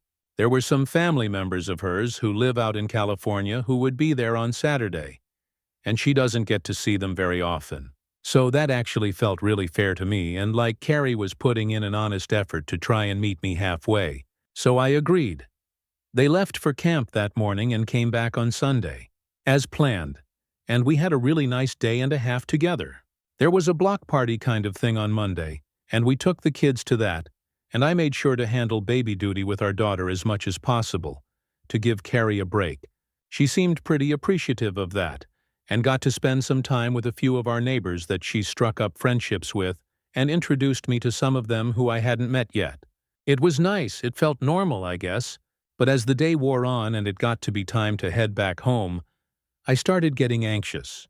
The kids were wiped and would clearly be heading straight to bed, which would leave me and Carrie alone for more than the hour or so we'd had on Sunday night.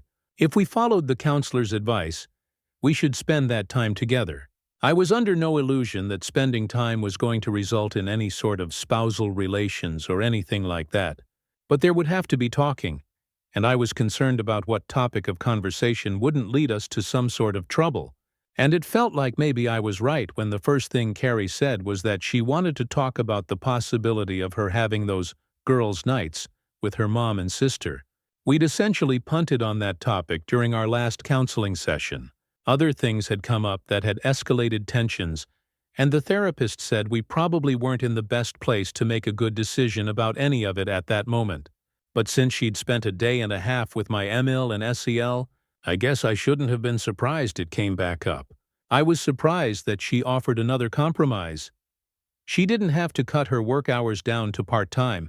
She'd just have to adjust hours on other days so she could leave early on the girls' nights days and come in late the following day. Apparently, she'd already cleared that with work and could start doing it whenever she wanted.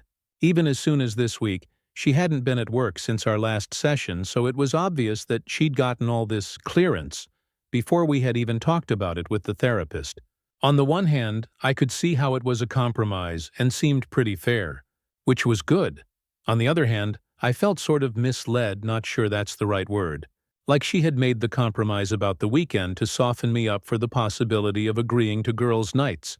I'll say that might be me being paranoid or overly suspicious, and that's probably a direct result of how many "she's planning to cheat or already is" comments I've gotten here. But just because you're paranoid, that doesn't mean they're not out to get you, right? I did my best to ignore the paranoia but also get to what was starting to worry me. I asked her flat out why having a weekly girls' night with her mom and sister, something she'd never done before, was so important to her now, especially since both MIL and SIL are very actively against our marriage. I said I didn't want to cut her off from them or prevent her from having some fun and an escape. But the idea of her spending an entire night out drinking and in situations where there's a pretty high likelihood of venting, complaining about relationships, with two people who might be inclined to encourage her worst instincts when it came to our relationship made me really anxious. I didn't suggest that she might be using it as an opportunity to cheat. I didn't even let on that the thought that she might find someone else had crossed my mind, or the minds of a lot of anonymous Redditors. I stayed as far away from any of that as possible, and tried to keep the conversation focused on my worries about her spending that much time with my MIL and SIL. Carrie said she understood. She said that was a reasonable concern, especially given all that she'd shared in our sessions about her mom's feelings toward me, and she said that normally she'd probably give in and stay home and spend that time with me and the kids. But she said, "My sister needs me right now. Her husband left her." Apparently, BIL left Sil the day after the family's annual 4th of July party. My in-laws have way too many holiday get-together, and my SIL is not taking it well. And when SIL doesn't take something well, my MIL takes it worse, and since Bill was the golden boy, the perfect son-in-law, the one I was always unfavorably compared to, there's a lot of upset and anger and sadness, and Carrie feels like she needs to spend time with her family to support her sister. She wants to help SIL navigate suddenly being a single parent and help her figure out if she can find a way to reconcile with BIL, and basically act like SIL's conscience and keep her from making any bad choices while there's still the possibility of saving her marriage. Bad choices like hooking up with some random dude at a bar during one of their girls' nights, which, as I found out last night in counseling, is exactly the reason BIL left her. She cheated on him, so my wife is asking me to be okay with her spending nights out with her mother, who hates me, and her sister, who's a cheater, and hates me, and not feel any kind of way about all that. And even if I do, it doesn't really matter, as Sil needs her and Carrie's already made it all good with work. And in doing that, she was compromising on what she really wanted and had asked for, and that's a good thing, and a sign of progress for our own reconciliation. And both Carrie and our therapist think, if I can just see it in those terms, I'll realize that there's nothing to be worried or upset about, which is how I got here. Writing an update to Reddit while my daughter is napping in her crib next to me and my wife is on her way to her mother's house for girls' night, which got moved to Friday night thanks to the holiday, so she doesn't even have to worry about work tomorrow. And I am just fine with that. Really, I'm totally 100% fine with it. I even told Carrie that on her way out the door. Go ahead, Reddit, tell me I'm an idiot. An idiot trying to cling to any small steps in the right direction for his family. But still an idiot. I may update later on the other sub about the last 2 MC sessions because they were both a lot, but this post was already a freaking novel. And I'm still processing everything I've heard from Carrie and the therapist. I'm slow when it comes to stuff like that. Let me know if anyone cares to hear about it. After you get done yelling at me in the comments. TLDR. Wife and I compromised over holiday weekend plans. We spent time together as a family and it was good.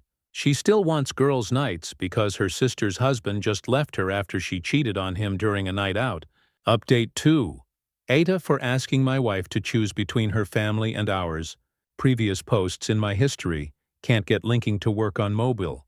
Not the update I had planned for. I thought I was going to post about the revelations in marriage counseling and more about my own therapy session, and instead, I'm writing this while sitting in an uncomfortable pleather chair in the family lounge of our local children's hospital, where I've been for about the last 24 hours. Long story short, my son fell down the stairs in our house. At minimum, he broke his arm. I say at minimum because they've been evaluating him for head trauma, and there are questions as to what caused the fall. We have very specific rules for the stairs with him. No socks or footy PJs, always hold the railing, go very slowly. And if mom or dad are there and not holding his sister, hold one of their hands. He was good on the first 3. We even installed a second railing below the first one, at a more age-appropriate height. He had a grip on it. But I was the only one home and was carrying his sister down the stairs, so he didn't take my hand. I don't know what happened exactly. I've described it like 20 times to the doctors and to my wife. But it's still not entirely clear.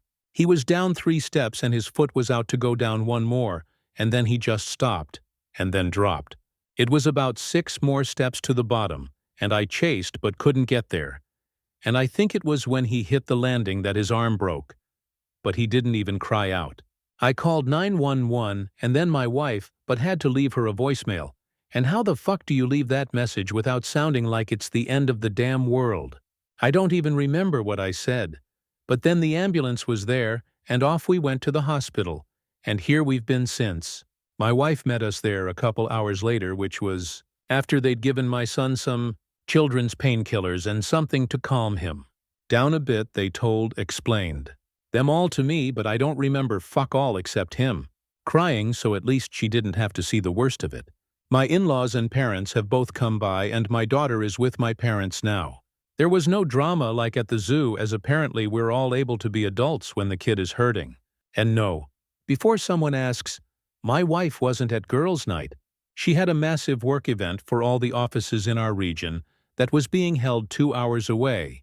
She got back as quickly as she could. No one, including my wife or her mom or the doctors, has blamed me for what happened. The guilt is eating me alive. Though I should have been quicker. I should have been in front of him and not behind him. Hell, the only reason I'm even writing this is because my wife is in with him, and she told me to take a break because she saw how bad it was getting for me. Like it or not, she still knows me pretty well, and I guess I just needed to see it in writing, on the screen, to see if it might make any more sense. It doesn't. I expect we're going to be here a while longer. I haven't slept since Wednesday night. I might crash in this awful chair and try to shut off my brain. Or I might respond to the messages in my inbox that I haven't gotten to. With my family not here and Ellie off on her final family camping trip of the season, y'all are about the only people I've got to talk to when I take a mental health break. I'll update when I can. Hopefully. It will be less busted arms and head trauma and more SIL cheated, and it's all Bill's fault, TLDR. Son fell down the stairs. Broken arm and maybe head trauma.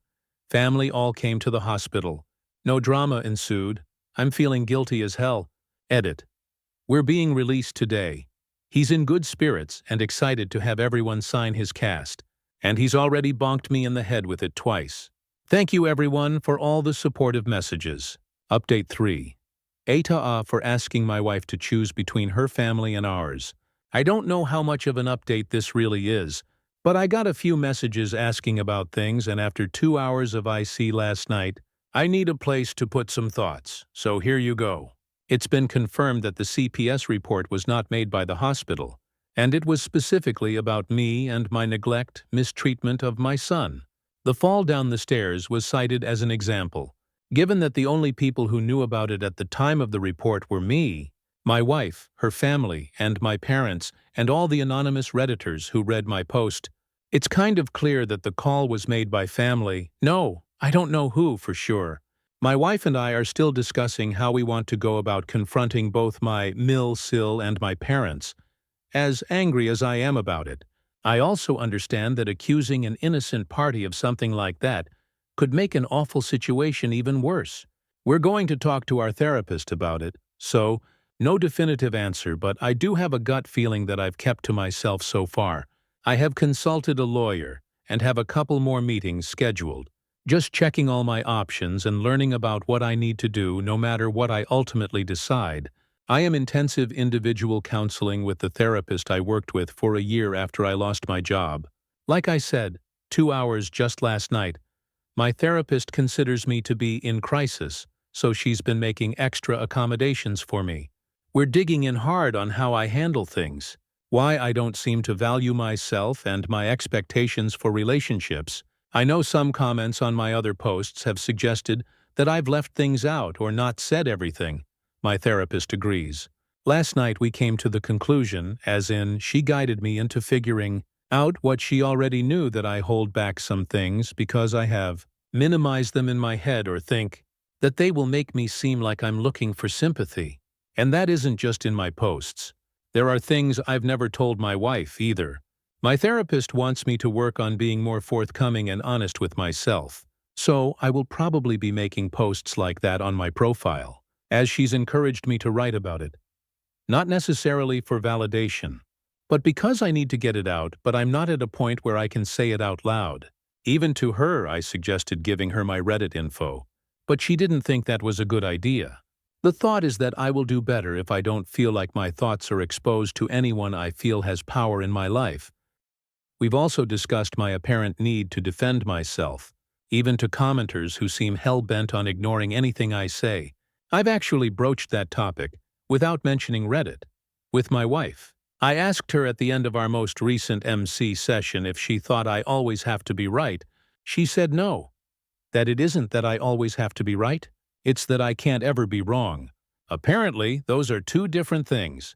And I want to thank those of you who have left kind comments or sent messages. I know I haven't responded to most of them, read them all though. Something about exchanging one-on-one private messages feels more like violating my wife's trust than posting out in the open. But I do appreciate the support more than you know, and to whoever sent the Reddit Cares referral, I think that's what it was called, I'm okay, and it means a lot that someone was worried about me.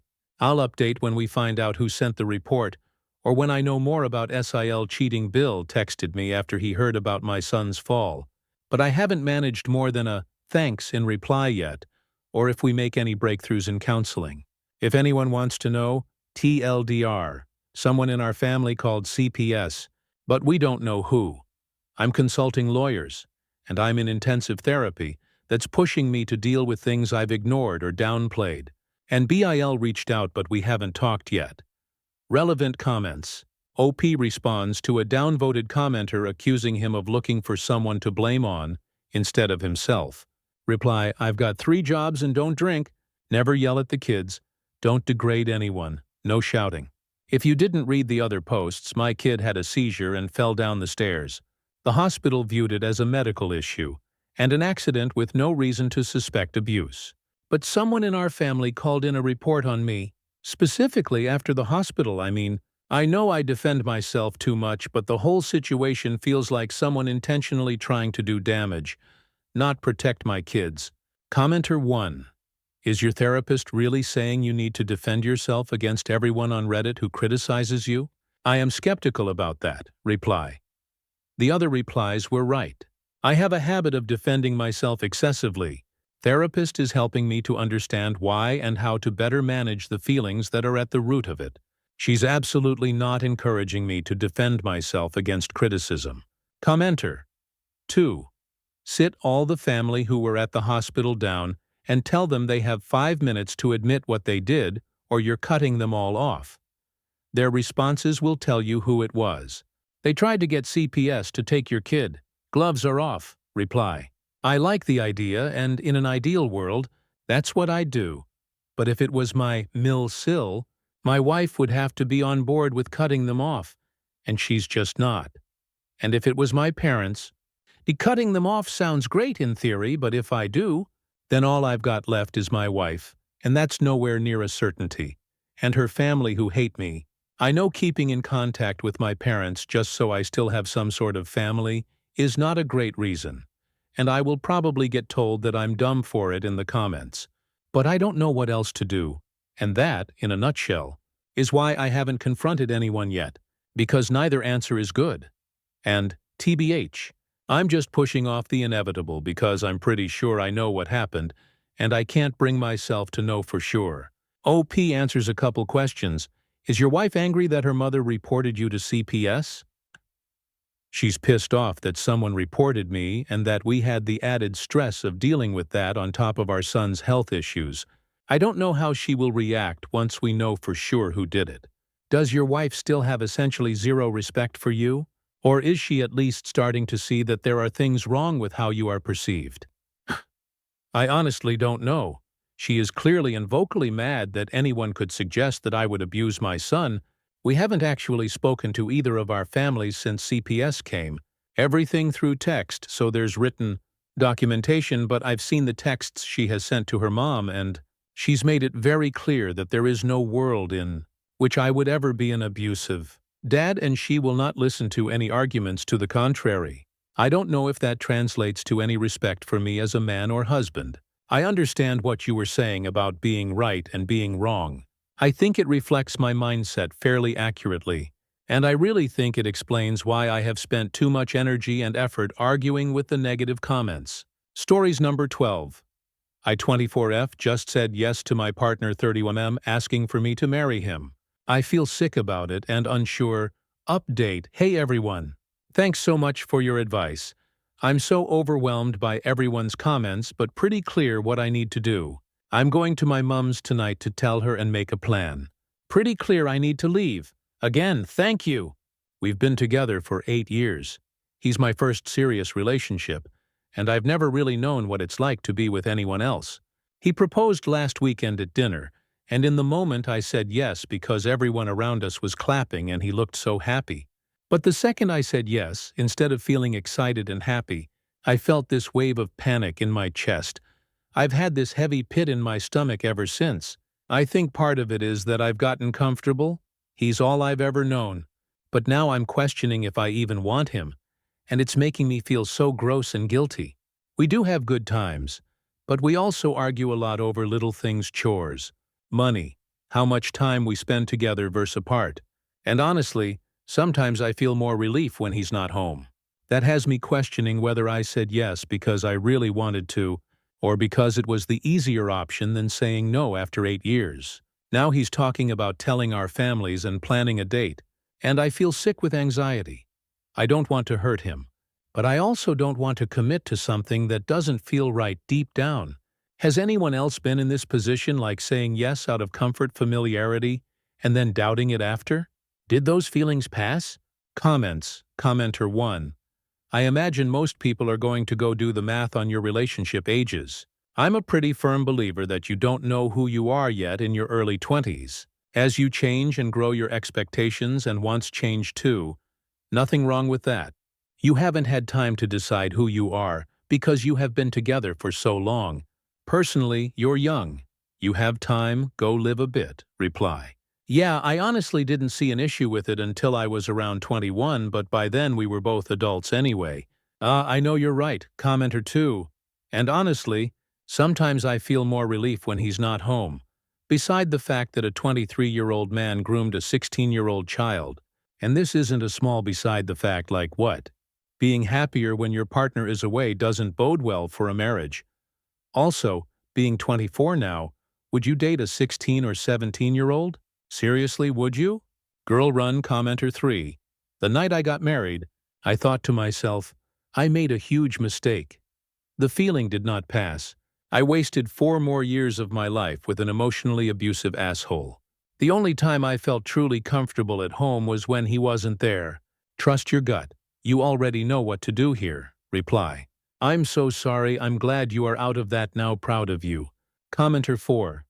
That pit you feel is because he's a creep and a predator. He was 23 and you were 16 when you got together. Gross. That being said, if you feel more relief when he is gone than when he is home, don't marry him. Reply. Yeah, when you put it like that.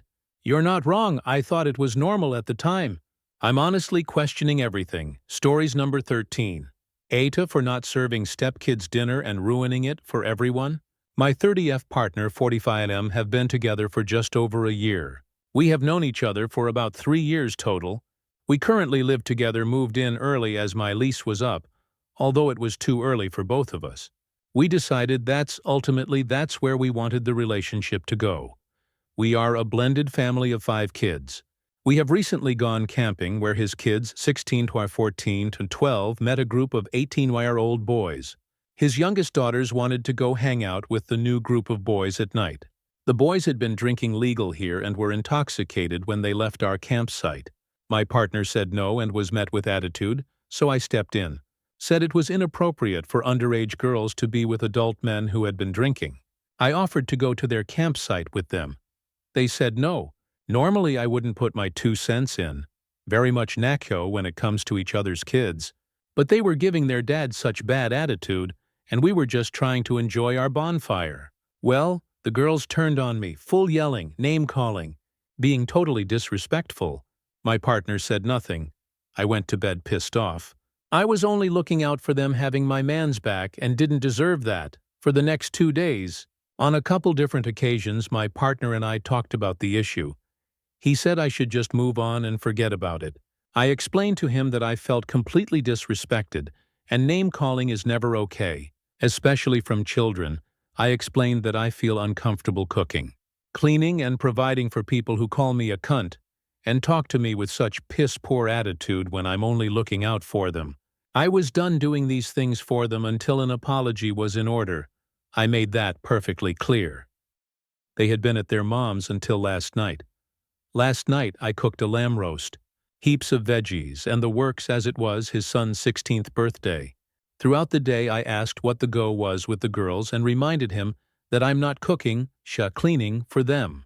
He said nothing. Well, dinner time comes, and we're all in the kitchen. I told the girls, like you said on Saturday, I'm not your mother, so it's not my job to put food on the table for you. I don't do favors for people who talk with such disrespect. All hell broke loose. His daughters started screaming, cursing, and asking why I'm still here and that I should leave. My partner said that I've now upset his kids and picked a fight at dinner, ruining it for everyone. He didn't have my back at all. I ended up walking away. He ended up going to the opposite side of the house with his kids, and I went to the other end with mine. This morning we haven't spoken a word, but there is tons of tension in the house. I didn't think I was the for standing my ground about the disrespect while camping, but maybe I am the for saying something at dinner. So Reddit, am I the asshole? TLDR. Stepkids were disrespectful, so I stopped doing things for them. Now I've ruined dinner. Comments. Commenter 1. You need to move out and find another place to live. You've moved in too soon. Your partner should have stopped all of the conflict a long time ago. This is a no-win situation. Commenter 2.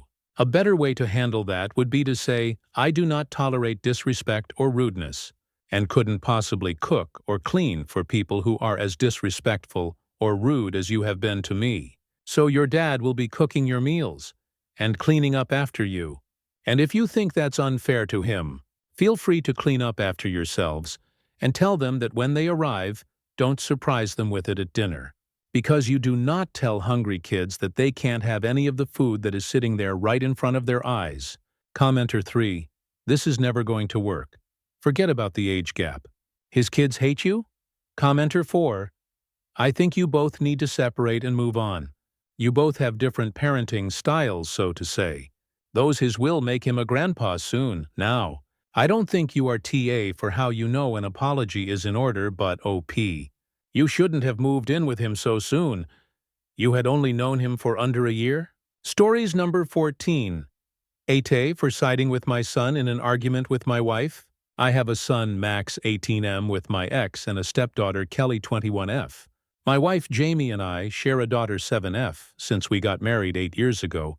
I have put equally amounts of money for college and towards things like a car for Max and Kelly. The amount I saved was enough for Kelly to live at home and go to a local state school. The amount I put away for a car was just enough to buy a very old used car that would run, but not much more.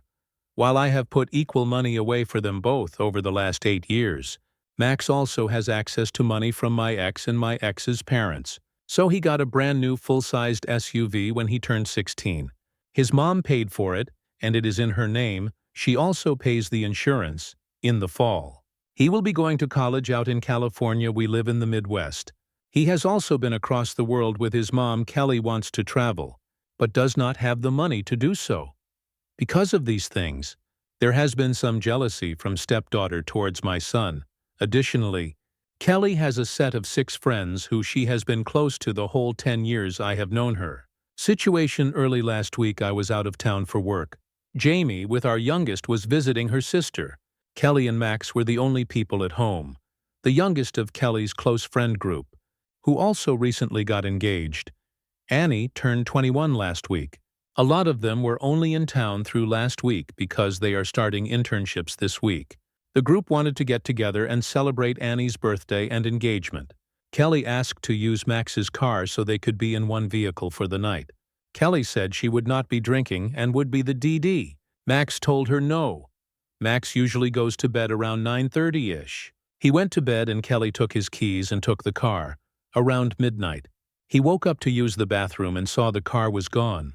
He got on the app and showed the location of the car.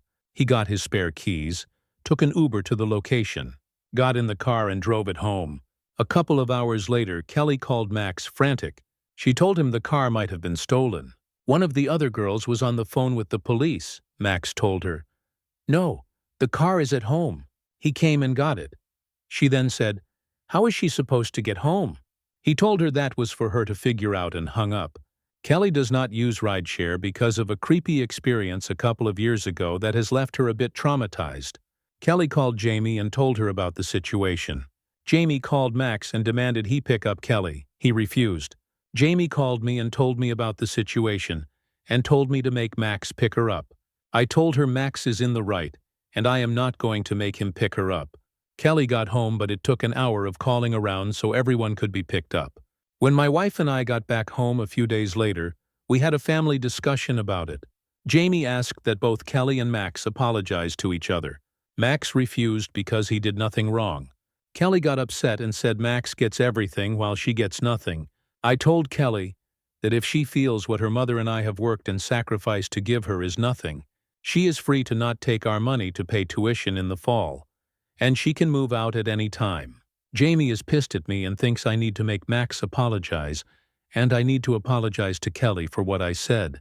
I refuse. Relevant comments. Commenter 1. Info. Do you know what story Kelly spun to Jamie about the car? Get to the bottom of that. First, reply. I know what she told her. All the facts are agreed to by Max and Kelly. This is not a situation where Max is saying one thing and Kelly is saying another. OOP responds to a downvoted comment on having Max's car at his ex's house since the car is under the ex-wife's name and deal with the consequences. Reply. Why would I tell my son that he cannot have his car at the house? If Kelly can have her car at the house, so can Max. This incident is not a consequence of them having different cars. It is a consequence of Kelly acting way out of line. This would be like me banning Kelly from having alcohol in the house because Max cannot have it. I gave them each the exact same amount of money for a car. OP responds to another downvoted commenter on why Max was having a better car. Reply, as someone who grew up on food stamps, I consider it incredibly strange to think walking away from a good 4-year without debt is nothing. That is insane. I am the first person with a high school diploma in my bloodline. Regarding Max, in order to get his car, he had to meet a bevy of conditions regarding grades, volunteering, working, extracurricular, chores, etc. In order to keep it, he had to meet additional conditions. Regarding him going to college, his mom gave him a list of 30 colleges for which she would pay for. He got into multiple of such schools and is going to one of them in California. Everything Max has gotten from his mom has come with a number of conditions. Everything Max and Kelly have received from my wife and I has not. He has had to do a lot to get the things he has. Where is Kelly's father in all of this? What about Kelly's extended family members who can help with Kelly's funds? Reply, her dad is in and out of rehab and/or jail, and has been the whole time I have been around. He grew up in foster care. My wife's parents are retired teachers and live on a tight budget, so in terms of financial contribution do not have much to give. My wife is Sam, so really if I did not put money aside for Kelly, she would not have many options to pay for school other than student loans, and she would be limited in loans she could get because my income is fairly high and would have been included on the FAFSA application, commenter 2, NTA. I think Max's mother should be involved. She pays the insurance and probably has her and Max's name on it. You said there has been some jealousy, so which probably means that Kelly treats Max bad. Max does not need to apologize because he did nothing wrong. Get Max a lockbox so his keys won't be stolen again. Reply, I didn't put it in the post, but I told her that she ever does something like this again, it will be a call to the police, and she will be kicked out the house, no questions asked. I did not put it in the post because those are conditions that Jamie agrees with me on, so it is not part of the conflict. Commenter 3. It's interesting she agrees with that but doesn't think her entitled 21-year-old adult should apologize for stealing someone's vehicle. Not only she should make her apologize, she should make her thank your son for not reporting his vehicle stolen. She should also be thanking you for paying for her daughter and providing for her when she thinks so lowly of your son, and you allow it. Reply: she does think Kelly should apologize, and Kelly has apologized. The conflict is over whether Max should apologize to Kelly. Everyone agrees Kelly should apologize to Max, including Kelly. OP clarifies on how Max and Kelly receive treatments and things from their families. Reply: how has he been treated differently by me? I cannot, nor should I dictate what his mom can or cannot do for him. And they both have been spoiled. Kelly has received things from my wife's family to the exclusion of Max. There was a while early in our marriage where Kelly's dad had some money and bought her a number of very nice things, diamond earrings, a $1,000 purse, etc. I did not interfere with that. On the rare occasion he has paid child support. That money has gone directly to Kelly. Heck, the reason I have been able to save as much as I have for Kelly is because Max's mom gifted me the house in the divorce, so Kelly has tangentially benefited from her generosity. Plus, all of the things Max gets from my ex come with a number of conditions. He does not get them automatically. OP on the living situation with Jamie and Kelly. Reply: we did not move into Kelly's space. Kelly moved into ours. Max had a bedroom and a separate room for all his games and toys. He had to give up his game or toy room, and that became Kelly's room. I spoke to Max, and Jamie spoke to Kelly long before we got married, and made sure they were okay with everything. Update: AITA for siding with my son in an argument with my wife. A couple of days ago, Kelly asked Max to use his car to pick up a TV she had bought before the incident in the original post. On a few occasions, Max had used his car to help Kelly transport something. Max refused Kelly's request and told her he will not be helping with things like that in the future. Kelly talked to Jamie. Jamie just matter-of-fact told Kelly that this was a consequence of her actions that she needed to learn to deal with. That went over about as well as a lead balloon. Kelly got pissed at Jamie and said she is moving out and she does not need our money. Jamie said she was being incredibly ungrateful and selfish, but told her she was free to leave. So Kelly is planning on being gone by July 1st. Relevant comments. Commenter: I still can't get over the fact that this brat stole your son's car. Then when he took it back, her and her mother somehow thought he was the bad guy. You were NTA in the first post and you're NTA now. I am curious though, what brought on the change from your wife? Reply: I think people got the wrong impression. Jamie always thought Kelly was wrong. She backed me up when I told Kelly if she ever does something like that again, police will be called and she will be kicked out of the house. She thinks Max still should have picked Kelly up. It is not because she thinks what Kelly and Max did are equivalent, but she felt they both did something wrong. Even if Max's actions were only slightly wrong in her mind, she thinks Kelly's actions are egregious. But Max still should have picked her up and was in the wrong for not doing so. Commenter 2. Ask your wife why she didn't call a taxi to take all the young women home. A taxi isn't a rideshare. A taxi driver is a licensed professional working for a local business. That's why they're more expensive.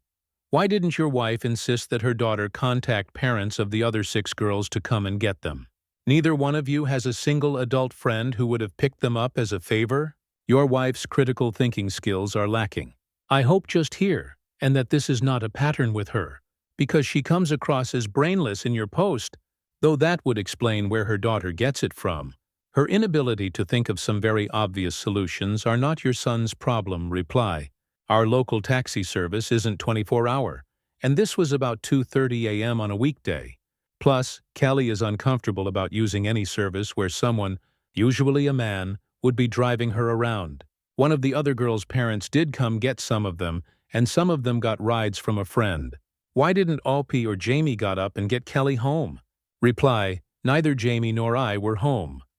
Stories number 15. Aita for believing my daughter and revoking her punishment, After I heard the full story about why she got suspended from school, I'm a mom of a 13-year-old girl who was suspended from school last week.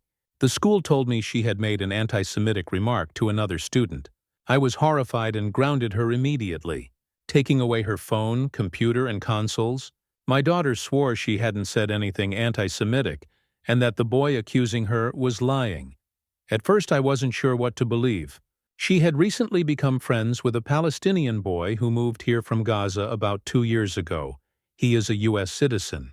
Because his mom worked here and became one before moving back, but he does not have many friends at school.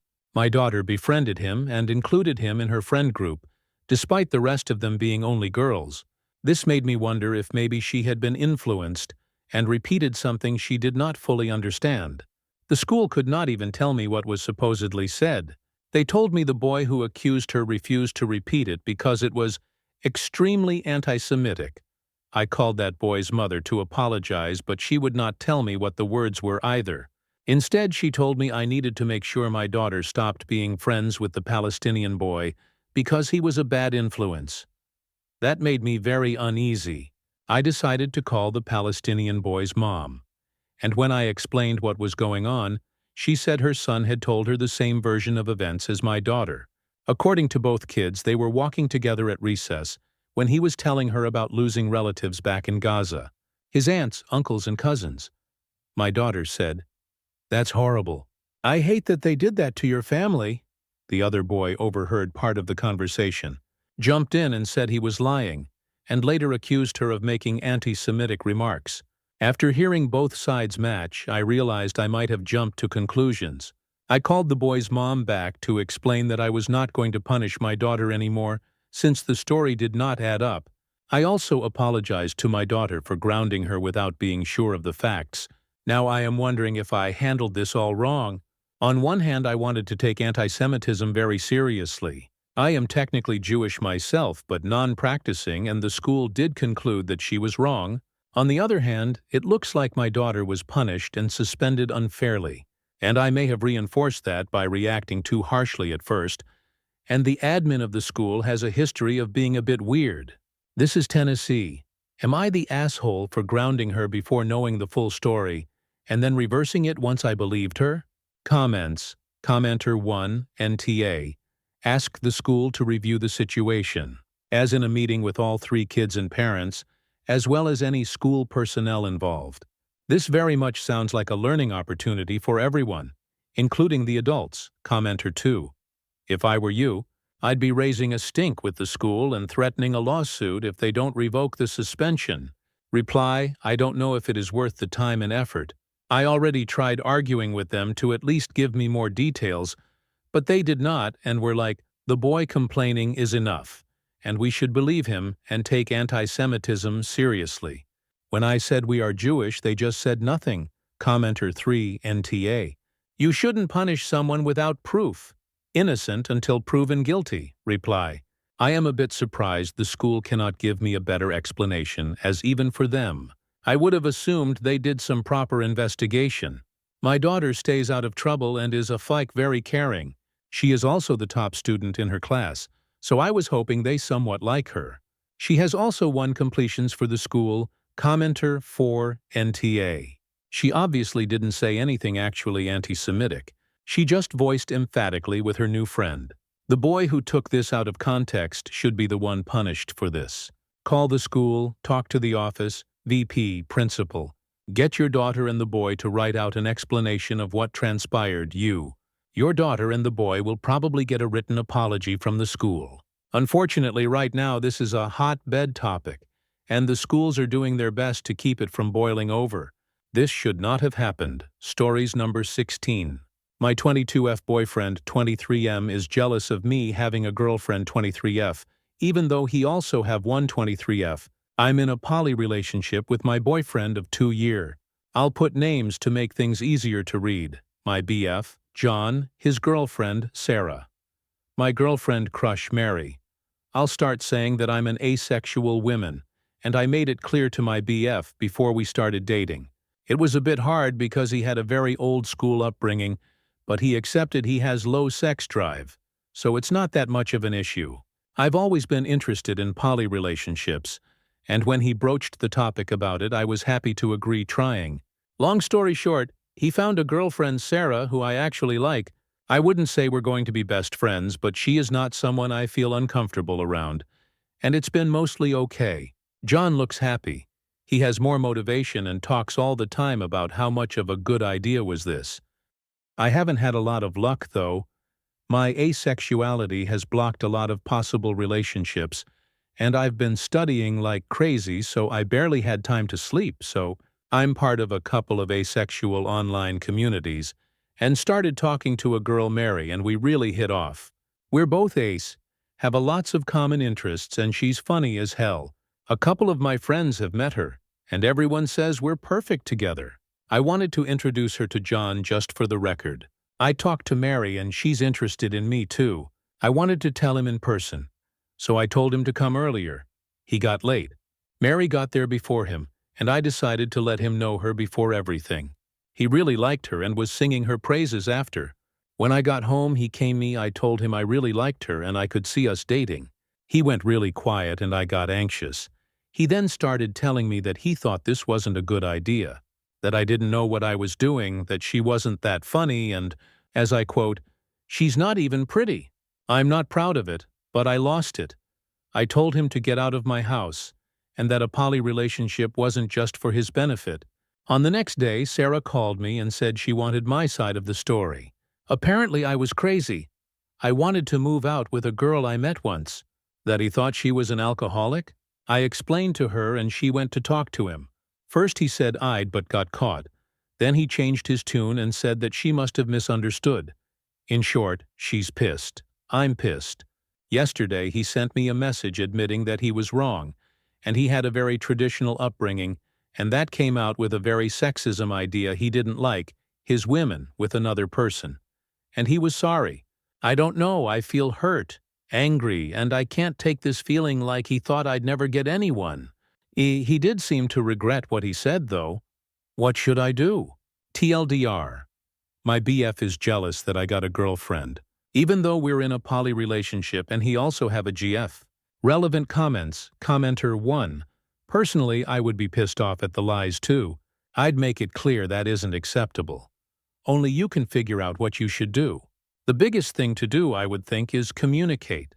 It sounds like he wants to be poly while he wants you to be monogamous. That doesn't sound like something you are interested in which case it wouldn't be a good idea to do it just to make him happy. Make it clear to him that you will be seeing other people and having other relationships. If he can't handle that, then you have to figure out if what he wants will work for you or not.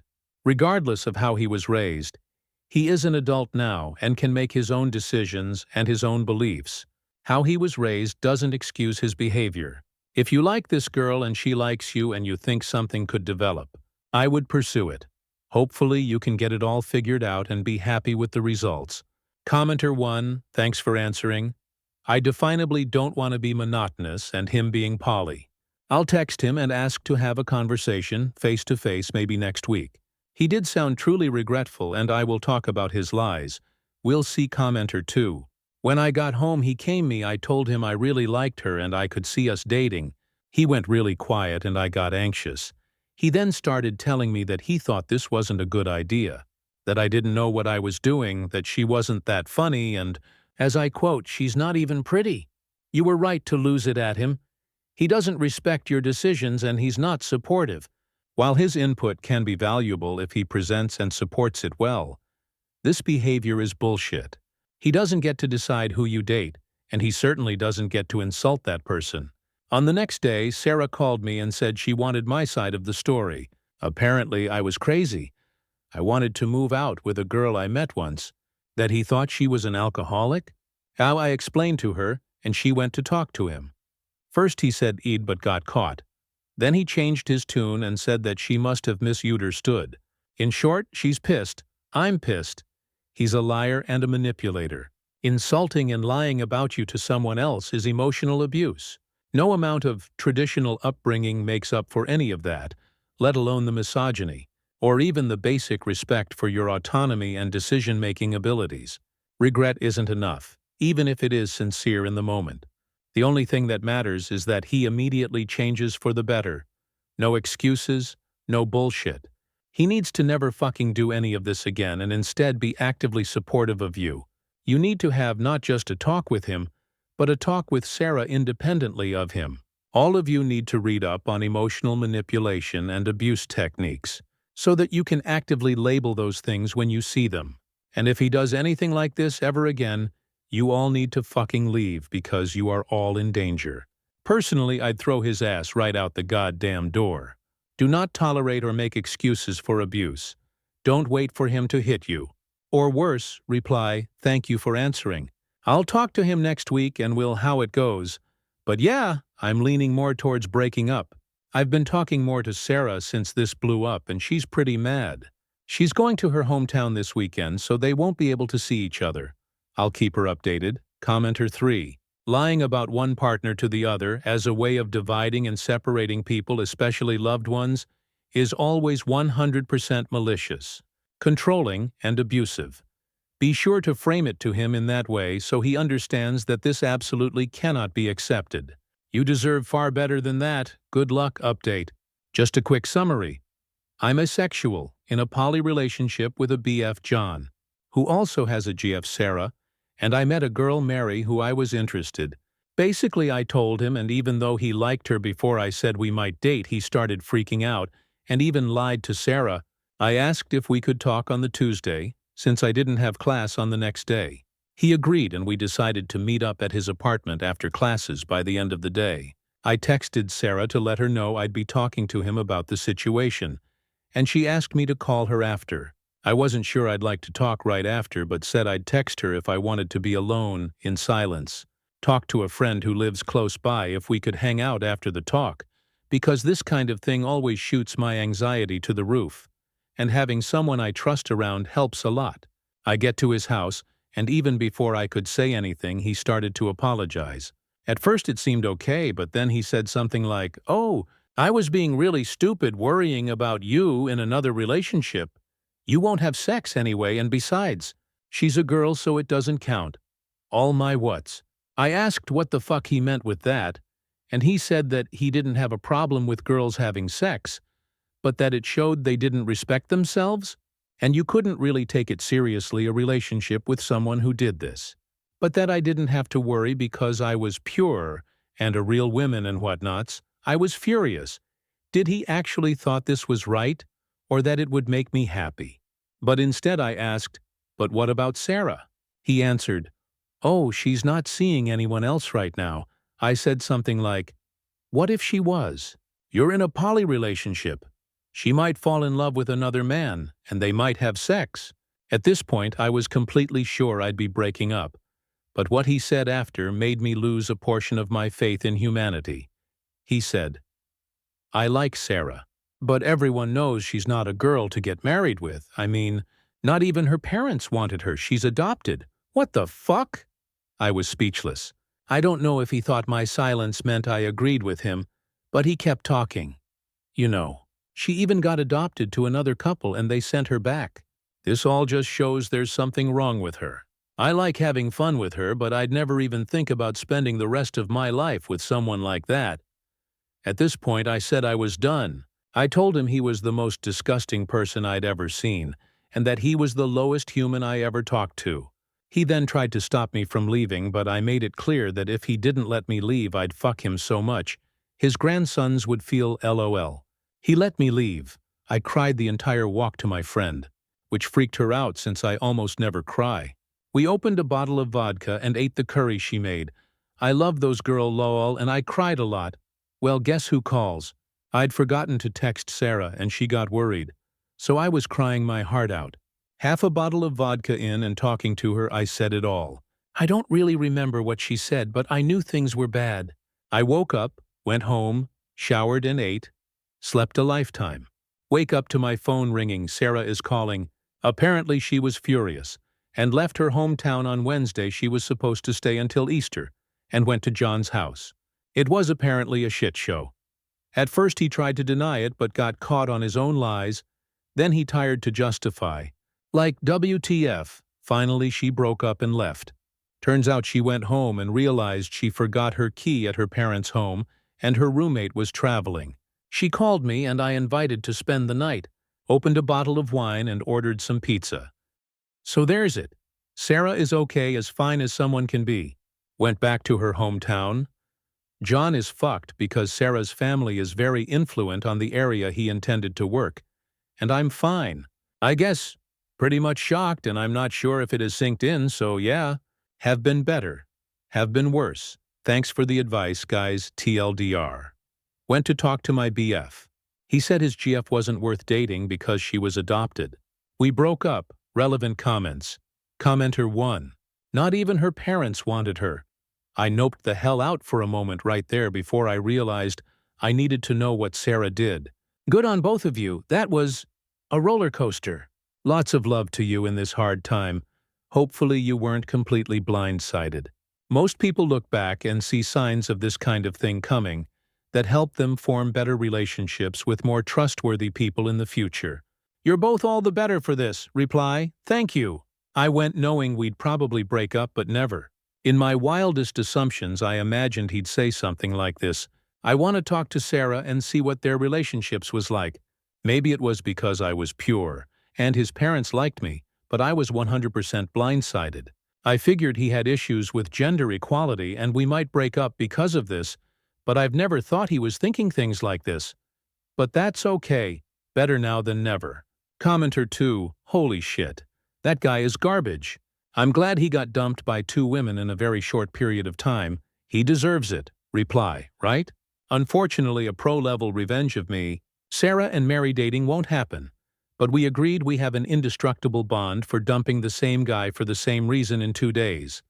Also, I made reservations to his favorite restaurant for his birthday in 2 weeks.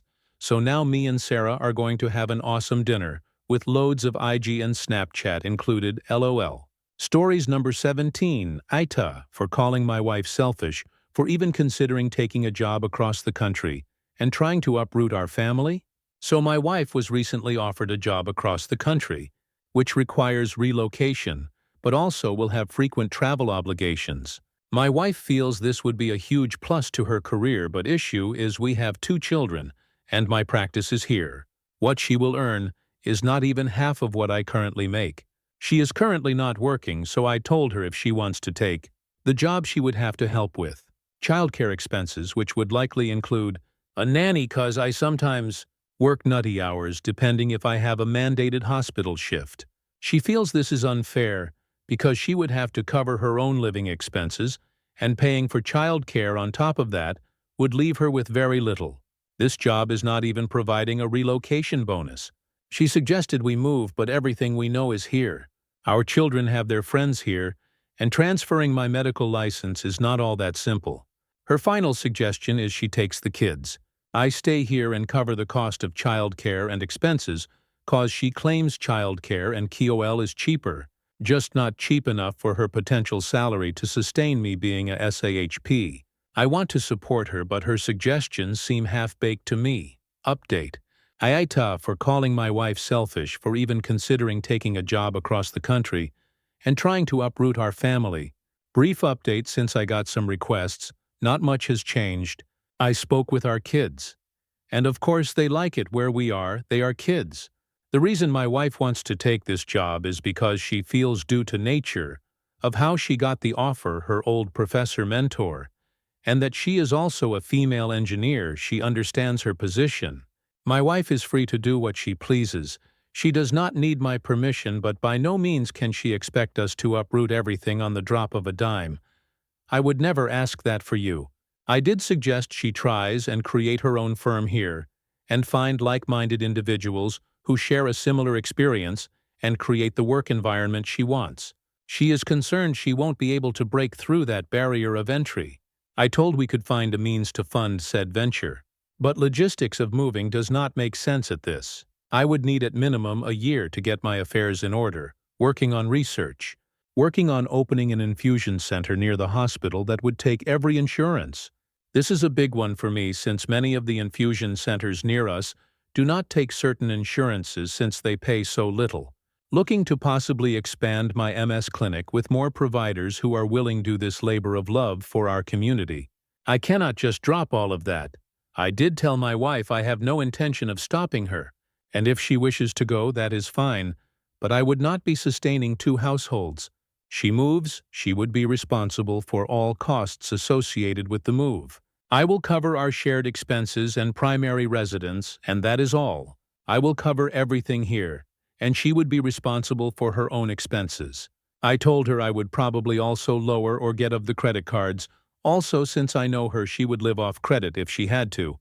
I threw out the option if she can request she works from home 3 out of the 4 weeks she is not traveling, and we can take it slow.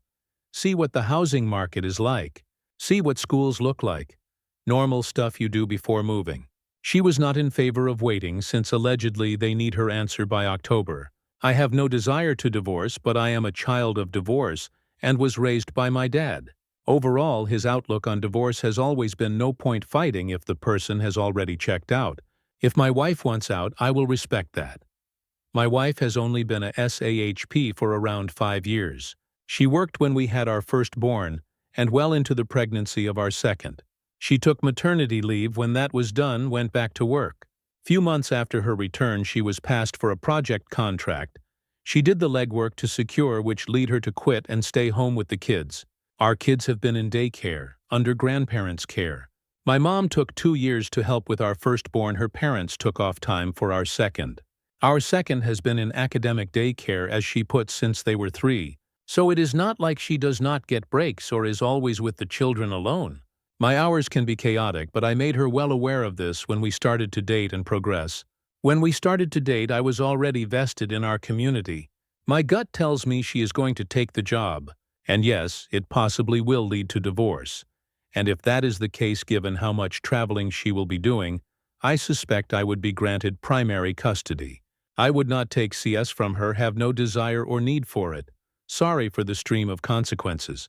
It is slightly disjointed cause this is a frustrating position to be in. I have no desire to be in this position, but I have other responsibilities I cannot just drop without proper notice. If it comes to divorce, that is the way it played out and you just roll with it. As my parents told me, I will tell my kids. Just because they were no longer together does not mean either of them loved me any less. Granted, it was not a cross-country thing in our case. My parents lived blocks away from one another. Was a pretty easy transition on my part. I hope we can do the same for our kids if need be.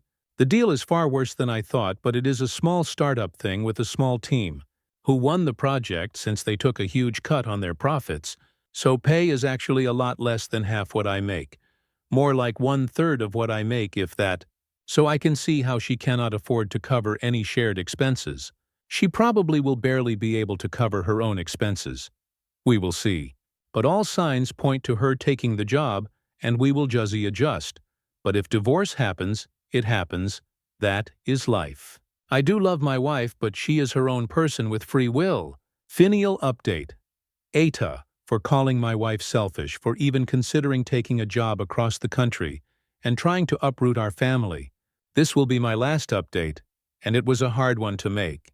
I appreciate the feedback and suggestions, especially the one mentioning the looking at adjacent states.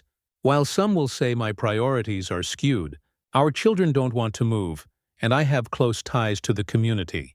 I do feel I have a responsibility to my patients and students. I know for some such commitments seem fleeting, but for those with MS, it takes a long time to find a doctor they are comfortable with. And that is important, especially with such an unpredictable condition.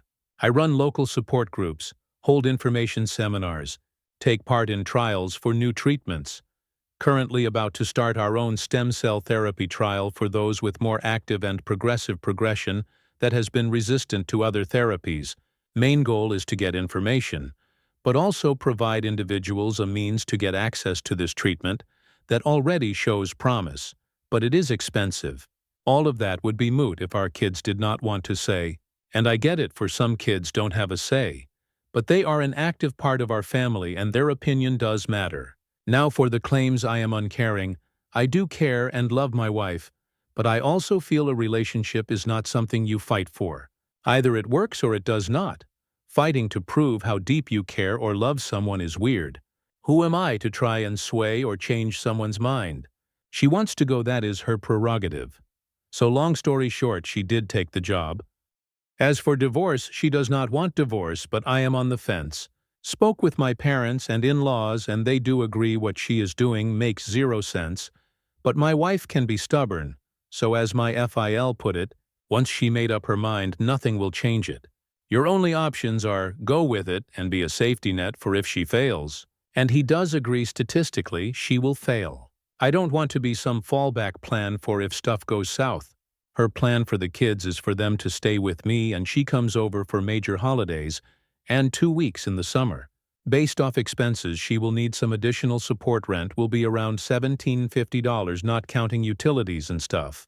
Her projected take-home will be around $3.5K. So more she talks to about this plan, worse it seems.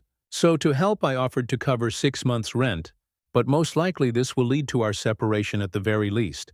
She is slightly upset that I am willing to hire a nanny now that she is leaving, but I explained hiring a nanny when she was not working and our kids have been in academic daycare, as she likes to put.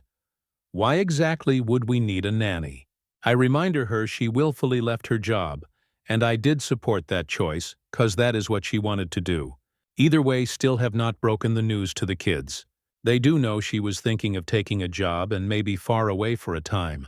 I spoke with an attorney, and I am going to hold off on it, 'cause everything the kids know is here, and they have an established route and support system. So they highly doubt she will try to take them. So overall going to try this LDR thing, but IDK, a part of me does feel like she is just using me, 'cause I highly doubt she would make this move if she did not have some level of support. Even her father said as much. End of the day, maybe she wants me to fight for our marriage, but way I see it is a marriage worth keeping if you need to fight for it. I love her and do not want her to go, but if she feels she must, then she must. I am not going to sit here and pretend her happiness is dependent on me or our kids. She is a beautiful person, and would be egotistical of me to think she will not find another person who is more in step with her desires. I think we will be fine no matter what happens. I am prepared to buy her out of the house at market value. We'll split what needs to be split and call it a day. We will co-parent the best we call. I do not hate her or anything. She currently does not like her current life, and that is fine. Maybe I am just a weird guy, but I don't see any point in therapy because the fact she wants to do this means that much to her, and facts are facts. If she was thinking of the kids or our marriage, she would not even consider this as a viable option, let alone take the offer. If divorce ends up happening, spoke with my lawyer, and he told me it would be up to me to request it. It is not automatically awarded during the custody portion. I most likely will not request it, and hope she does what is best for our children when it comes to saving for higher education or future expenses like a house or WE. Thanks again the feedback. Our family will be fine. Comments. Commenter 1. Wait, her take-home pay is $3.5K a month? She's essentially leaving her family forever for a job paying like $60–70K a year? That's like an average to slightly below average pay for an entry-level recent engineering graduate. What the hell, LMAO? I first read this, I was assuming she was leaving for like a huge exciting opportunity. But that's just crazy. To me that seems like it's not really about a career at all. She just wants out of her current life. Wild. Commenter 2. We DM'd a wee bit after your previous post. I'm sorry it's come to this. You tried to explore loads of other options with her that would feed her professional desires while not uprooting your whole family. I think you did your best. I appreciate the struggles of female STEM professionals and understand the opportunity she was offered was a good one. But she just didn't seem to be willing to consider anything else, even in the face of leaving her husband and kids. I think there's something deep going on there that isn't about the job at all. Ultimately, this turned out to be an ultimatum on her part, one that wanted an abrupt destabilization of your entire family from out of the blue. She made the decision she made. I hope you somehow managed to avoid divorce, but whatever drove her to decide this seems to be stronger than her desire to be with her husband and children. Doesn't strike me as something easily resolved. Good luck with everything, mate. For the final time, Ente. Commenter 3. Sad to hear this. I do think you should not rely on her doing what is best for the children when she has demonstrated her lack of ability to do what is best for them already. I would proceed with whatever makes progress on a divorce now while she's in the not-affair high. It's so odd. It just seems like an affair. Her hyper-focus on her wants over what her family needs for this one opportunity, and the total skewing of her priorities just floor me. NTAH good luck. Stories number 18, ITA for telling my wife she can't turn our home office into a craft room. My wife, Kiri, and I both work from home. We have a 3-bedroom house, our bedroom, a guest room, and a dedicated office. The office has 2 desks, one for her, one for me, and all our work gear. It's functional, and we've made it work for 3 years. Last week, Kiri sat me down and proposed we convert the office into a dedicated craft room for her. She's really gotten into making resin art and jewelry, and her supplies are taking over a corner of the living room. She said the guest room desk is too small, and she needs a permanent, organized space to spread out. I was confused. Okay, I said, but where would I work? And where would you work? She explained her plan.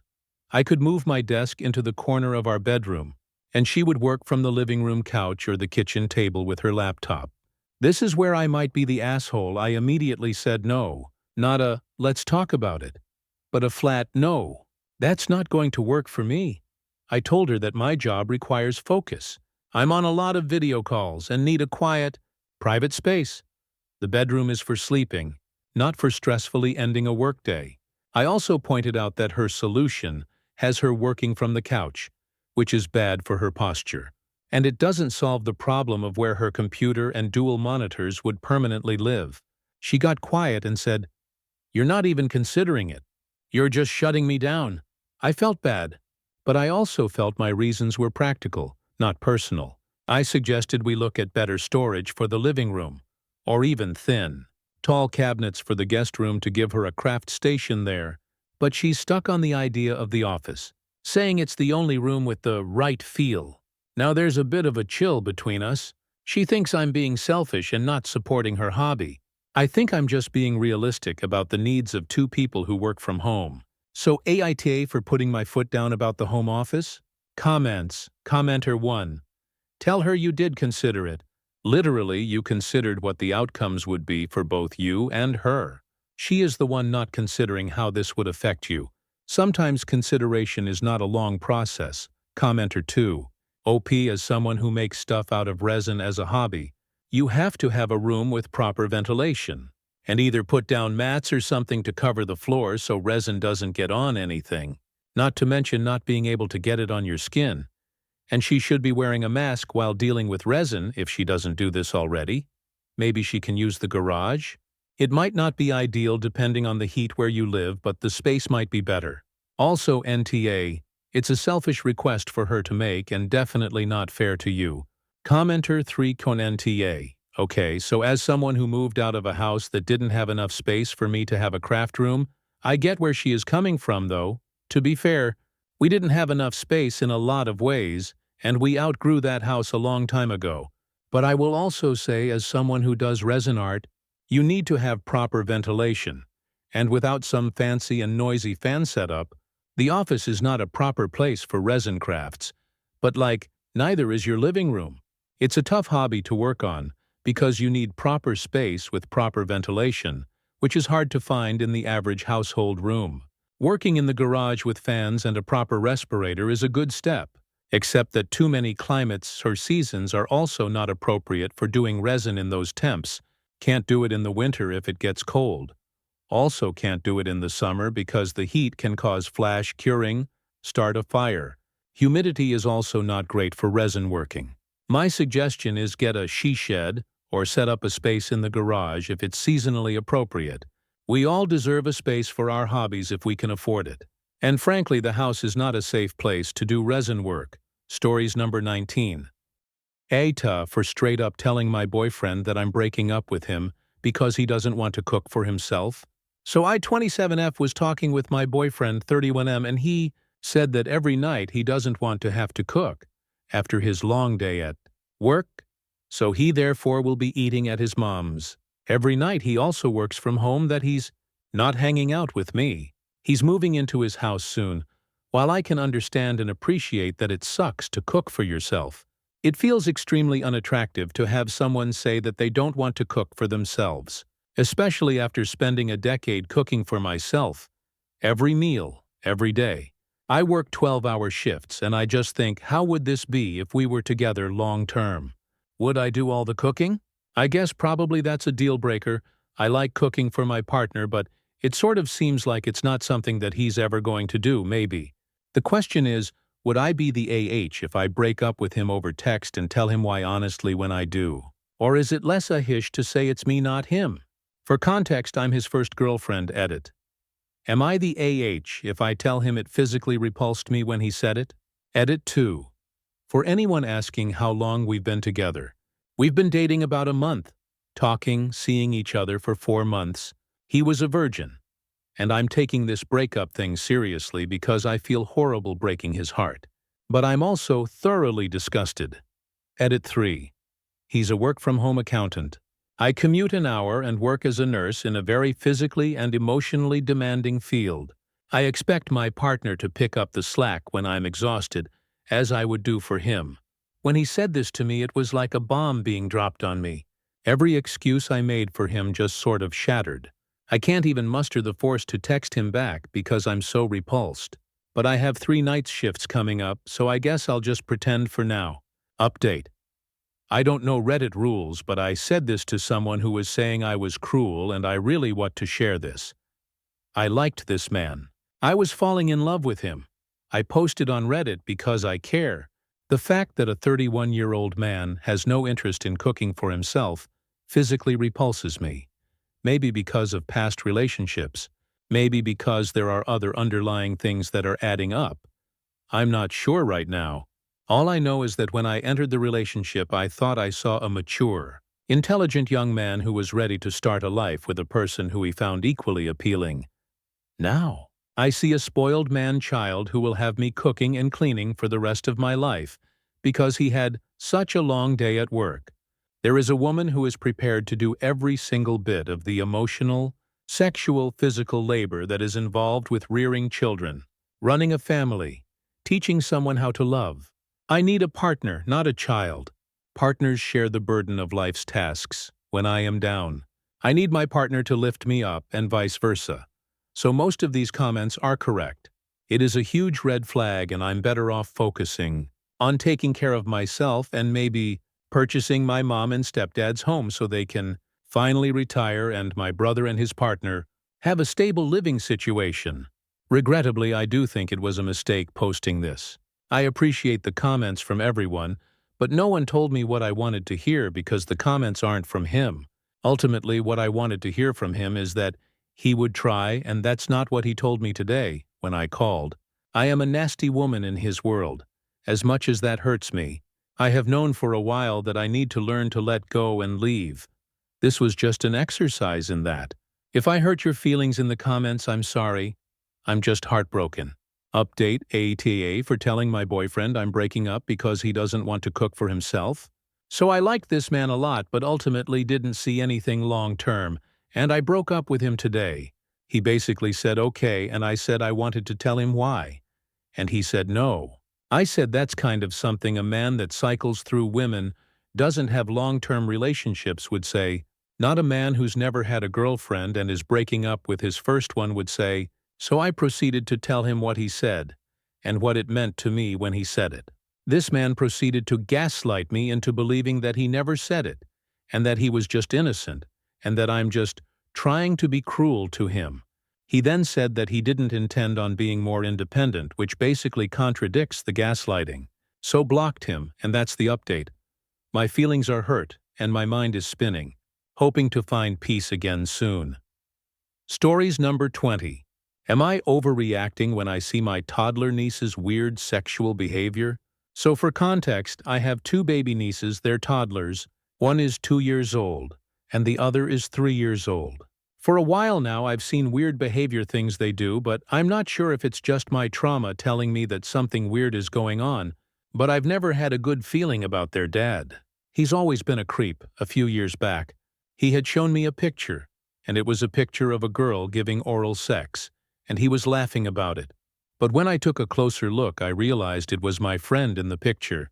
I had asked him how he had gotten it, and he just ignored me, and the next time that I brought my friend around, he started taking pictures of her, which I thought was very, very weird. He had said he got the picture from a friend in Tijuana. We live by the border, but still it was pretty weird. I always had that in the back of my mind. He also smacks my other niece's butt. She's already older, she's 20 years old, but he's barely been in her life for about 6 years, and he'll smack her ass and look at her weird, and call her sexy, and it's weird stuff. And I had asked her if it made her uncomfortable, and she said yes, but that she didn't want to say anything because she didn't want to make it a thing. He's always done weird, questionable things. I remember he also grabbed my niece's friend by her head and put it towards his crotch, acting out oral sex with her underage friend.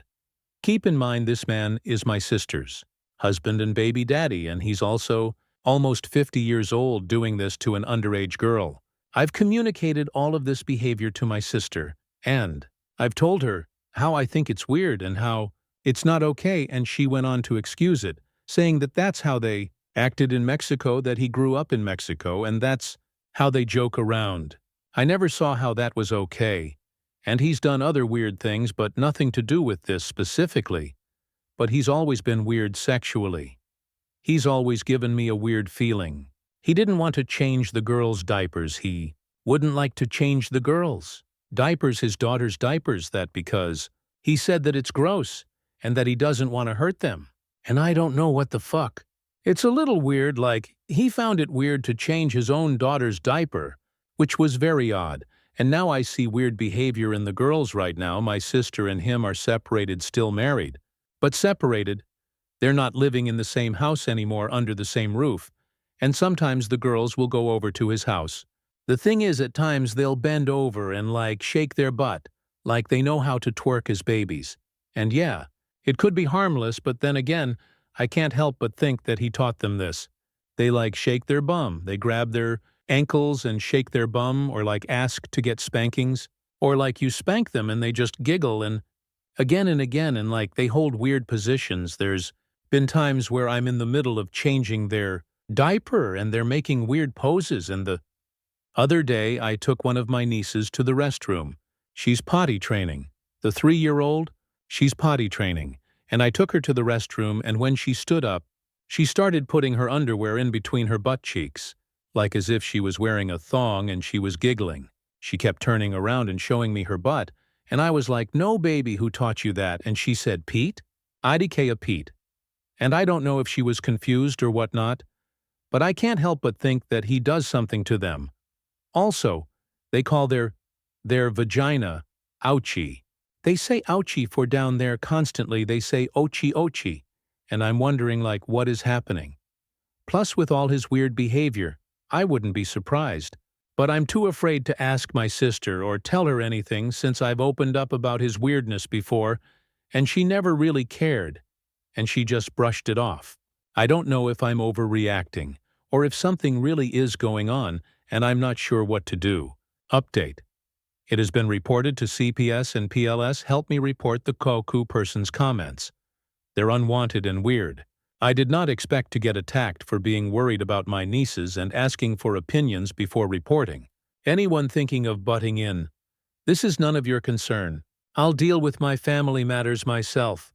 And thank you to everyone who was giving me actual advice and not attacking me. Comments, commenter 1 NOR. These are major red flags for abuse. Trust your gut. Document everything and report it to CPS or the police. It's better to be safe than stay silent. Those girls need someone to protect them. Commenter 2. These are all blazing red flags. Don't be afraid to be the one to stir things up. Those girls will be forever thankful that someone was looking out for them and protecting them.